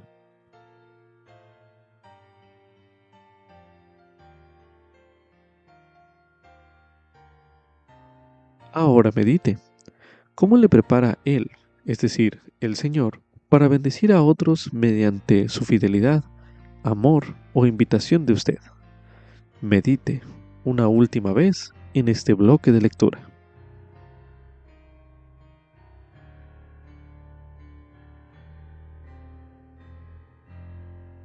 También se recomienda estudiar el artículo Una misión a los lamanitas, parte de Revelaciones en Contexto, disponible en la Biblioteca del Evangelio, el cual estudiaremos a continuación. Una misión a los lamanitas, por Richard Dilworth Rost. En una revelación que se dio antes de que el libro de Mormón se tradujera en su totalidad, el Señor dijo que las planchas fueron preservadas para que los lamanitas lleguen al conocimiento de sus padres, y sepan de las promesas del Señor, y crean en el Evangelio y tengan confianza en los méritos de Jesucristo. Así se lee en la sección 3 de Doctrina y Convenios, los versículos 19 y 20. Por ser el escriba principal del libro de Mormón, Oliver Cowdery sabía que el libro había sido escrito principalmente a los lamanitas, que eran el resto de la casa de Israel. Por tanto, fue apropiado que en septiembre de 1830, 6 meses después de la publicación del libro de Mormón, Oliver Cowdery fuera la primera persona que recibiera instrucción, por revelación, de ir a los lamanitas para predicarles el Evangelio. Otros de los primeros conversos también expresaron un gran deseo con respecto a los restos de la casa de José, es decir, los lamanitas que residían en el oeste, sabiendo que los propósitos de Dios eran grandiosos para este pueblo. En respuesta a esos deseos, José Smith recibió otra revelación, en la que Peter Whitmer, hijo, era llamado a acompañar a su cuñado, Oliver Cowdery. El Señor le mandó: «Abre tu boca para declarar mi evangelio, y da oído a las palabras y al consejo que te dé tu hermano, a quien se ha dado poder para edificar mi iglesia entre los lamanitas». Así se lee en la sección 30 de Doctrina y Convenios, los versículos 5 y 6. El mes siguiente, en octubre de 1830, Parley P. Pratt y Ziba Peterson también fueron llamados a ir al desierto entre los lamanitas. Para ayudarlos en esa difícil tarea, el Señor prometió que iría con ellos y estaría entre ellos. Debido a que en mayo de 1830 se aprobó el acta de remoción de los indios, el nuevo territorio para reubicar a los nativos sería lo que actualmente se conoce como los estados de Kansas y Oklahoma. Por lo tanto, esos misioneros a los lamanitas planeaban ir hacia el oeste, desde Independence, Missouri, a lo que se conocía como el territorio indio. Antes de salir a la misión, Oliver Cowdery firmó un convenio para andar humildemente delante de Dios y llevar a cabo esa gloriosa obra según Él se lo indique, por medio del Espíritu Santo. Del mismo modo, los 3 compañeros firmaron un convenio de que ayudarían a Oliver Cowdery fielmente en la causa. Cuando partieron, llevaban consigo muchos ejemplares del libro de Mormón para distribuirlos entre sus oyentes. En su autobiografía, Parley P. Pratt escribió que mientras estaban todavía en Nueva York, los 4 misioneros visitaron una nación india, Seneca, en Buffalo, o cerca de ahí, y pasaron parte de un día con ellos, instruyéndolos en el conocimiento de los anales de sus antepasados. En retrospectiva, el mayor impacto de su misión se produjo a medio camino de su travesía. Pratt relata que siguieron su viaje hasta que se detuvieron en Mentor, Ohio, para visitar a Sidney Rigdon, su antiguo amigo y maestro en la Sociedad de Bautistas Reformados. Le obsequiaron un ejemplar del libro de Mormón, el cual prometió leer, y luego enseñaron el Evangelio restaurado en muchos hogares de la región. Lo que resultó de ello fue que por fin el señor Rigdon y muchos otros se acercaron y los bautizaron, y recibieron el don del Espíritu Santo por la imposición de manos. Pratt cuenta que las noticias del descubrimiento del libro de Mormón y los maravillosos acontecimientos relacionados con ello crearon un interés y entusiasmo general en Kirtland y en toda la región circunvecina. La gente se agolpaba hacia nosotros de día y de noche, así dijo, al grado de que no teníamos tiempo para descansar, ni para atender nuestros asuntos personales. Se celebraban reuniones en diferentes vecindarios, y las multitudes se juntaban para solicitar nuestra asistencia. En 2 o 3 semanas, tras llegar al vecindario con las noticias, habíamos bautizado a 127 almas. Entre aquellos a quienes dieron a conocer el Evangelio se encontraba Isaac Morley, John Murdoch, Lyman White y Edward Partridge. Ese éxito inesperado en Kirtland tuvo enormes consecuencias para el futuro de la iglesia, Kirtland pronto se convirtió en un lugar de congregación importante para los primeros miembros de la iglesia, y más tarde sería el sitio del primer templo de la iglesia. De la cosecha de conversos de Kirtland también surgieron muchos de los primeros líderes de la iglesia. Entre ellos se destacaba, por supuesto, Rigdon mismo, quien más tarde serviría como consejero de José Smith. Un nuevo converso de la región de Kirtland, Frederick G. Williams, se unió a los 4 misioneros en su trayecto. Si bien su propósito principal era predicar a las tribus indígenas, Cowdery y sus compañeros misioneros continuaron enseñando a otras personas que conocieron a lo largo del camino. Entre esos primeros encuentros estaba la reunión con la comunidad de los Tembladores de North Union, Ohio. Un segundo encuentro con los Tembladores ocurrió en Union Village, a varios kilómetros al norte de Cincinnati. En cada caso, los misioneros dejaron a los Tembladores ejemplares del Libro de Mormón, aunque ese método al parecer tuvo poco éxito. Richard McNemar, un residente de Union Village, leyó uno de los libros y afirmó: «Sea cual fuera el beneficio que los indios puedan tener de este Libro de Mormón, lo cierto es que nosotros no podemos obtener ninguno». Su viaje a finales de diciembre y durante el mes de enero fue difícil, debido a lo que se ha llamado el invierno de la nieve profunda. Parley P. Pratt describió que los misioneros tuvieron que detenerse varios días en Illinois, debido a las prolongadas tormentas, durante las cuales la nieve que cayó en algunos lugares fue de cerca de 1 metro de profundidad. Habiéndose frustrado sus planes originales por el hielo en el río, renovaron su trayecto a pie, viajando, como Pratt escribió, 500 kilómetros en medio de extensas praderas y a través de zonas nevadas impenetrables, sin caminos transitados, con una casa aquí y otra allá, y el inhóspito viento del noroeste, soplando siempre en su rostro, de manera tan intensa que casi les arrancaba la piel de la cara. Dice él: «Después de mucha fatiga y algún sufrimiento, todos llegamos a Independence, en el condado de Jackson, en los extremos de las fronteras occidentales de Missouri y los Estados Unidos». Una vez que el grupo llegó a Independence, Peter Whitmer hijo y Siva Peterson permanecieron allí para ganar dinero, mientras Oliver Cowdery, Parley P. Pratt y Frederick G. Williams iban al territorio indio. Primeramente predicaron a los Shawnees y luego Delawares. Hablando por medio de un intérprete, Oliver Cowdery compartió el mensaje básico del Libro de Mormón. Parte de su mensaje, según lo registró Parley P. Pratt, fue que el Señor mandó a Mormón y a Moroni, sus últimos hombres sabios y profetas, que ocultaran el libro en la tierra, a fin de que se mantuviera resguardado, y luego lo encontraran, y fuese dado a conocer en los últimos días a los caras pálidas que poseerían la tierra, que otra vez lo darían a conocer al hombre rojo, con el fin de restaurarlos al conocimiento de la voluntad del Gran Espíritu y a su favor.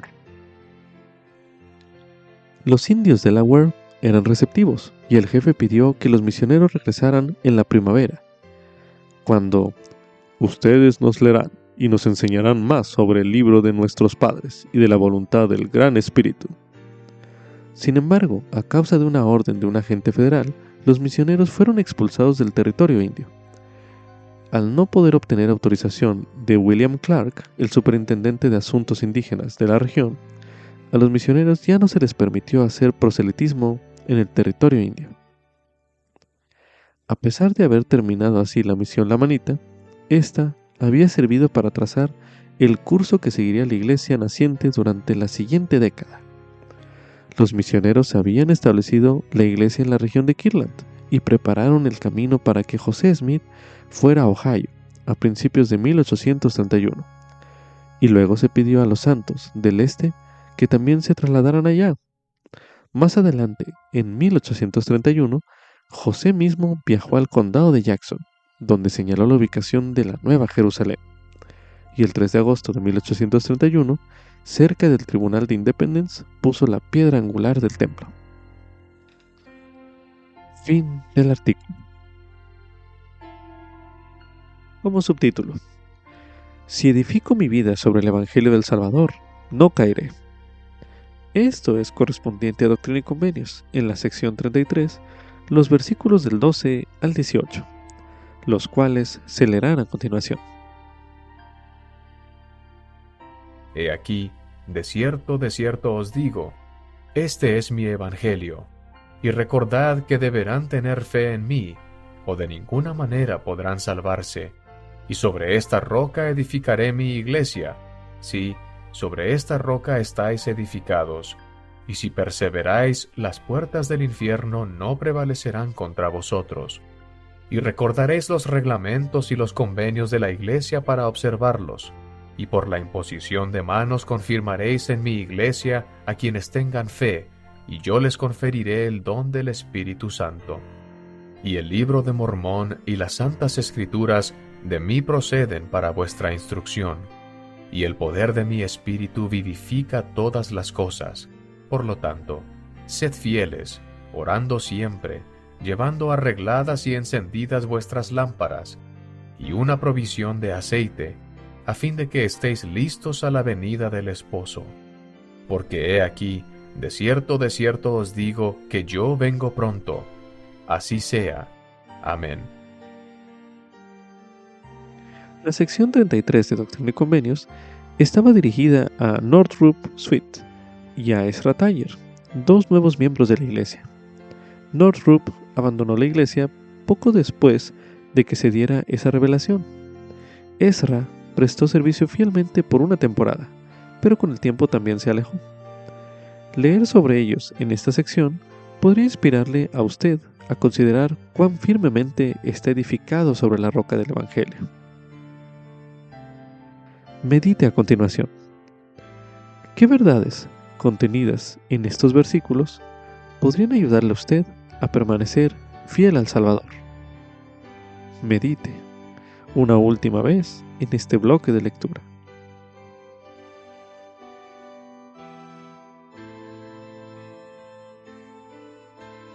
A continuación se leerá en el Amán, capítulo 5, el versículo 12, donde se menciona: Y ahora bien, recordad, hijos míos, recordad que es sobre la roca de nuestro Redentor, el cual es Cristo, el Hijo de Dios, donde debéis establecer vuestro fundamento, para que cuando el diablo lance sus impetuosos vientos, sí, sus dardos en el torbellino, sí, cuando todo su granizo y furiosa tormenta os azoten, esto no tenga poder para arrastraros al abismo de miseria y angustia sin fin, a causa de la roca sobre la cual estáis edificados, que es un fundamento seguro, un fundamento sobre el cual, si los hombres edifican, no caerán. Con esto concluye Ven, sígueme 2025 para el hogar y la iglesia. Capítulo 15. Doctrina y Convenios. Secciones 30 al 36. Lección asignada del 7 al 13 de abril de 2025. Titulado: Alzad vuestras voces para declarar mi evangelio.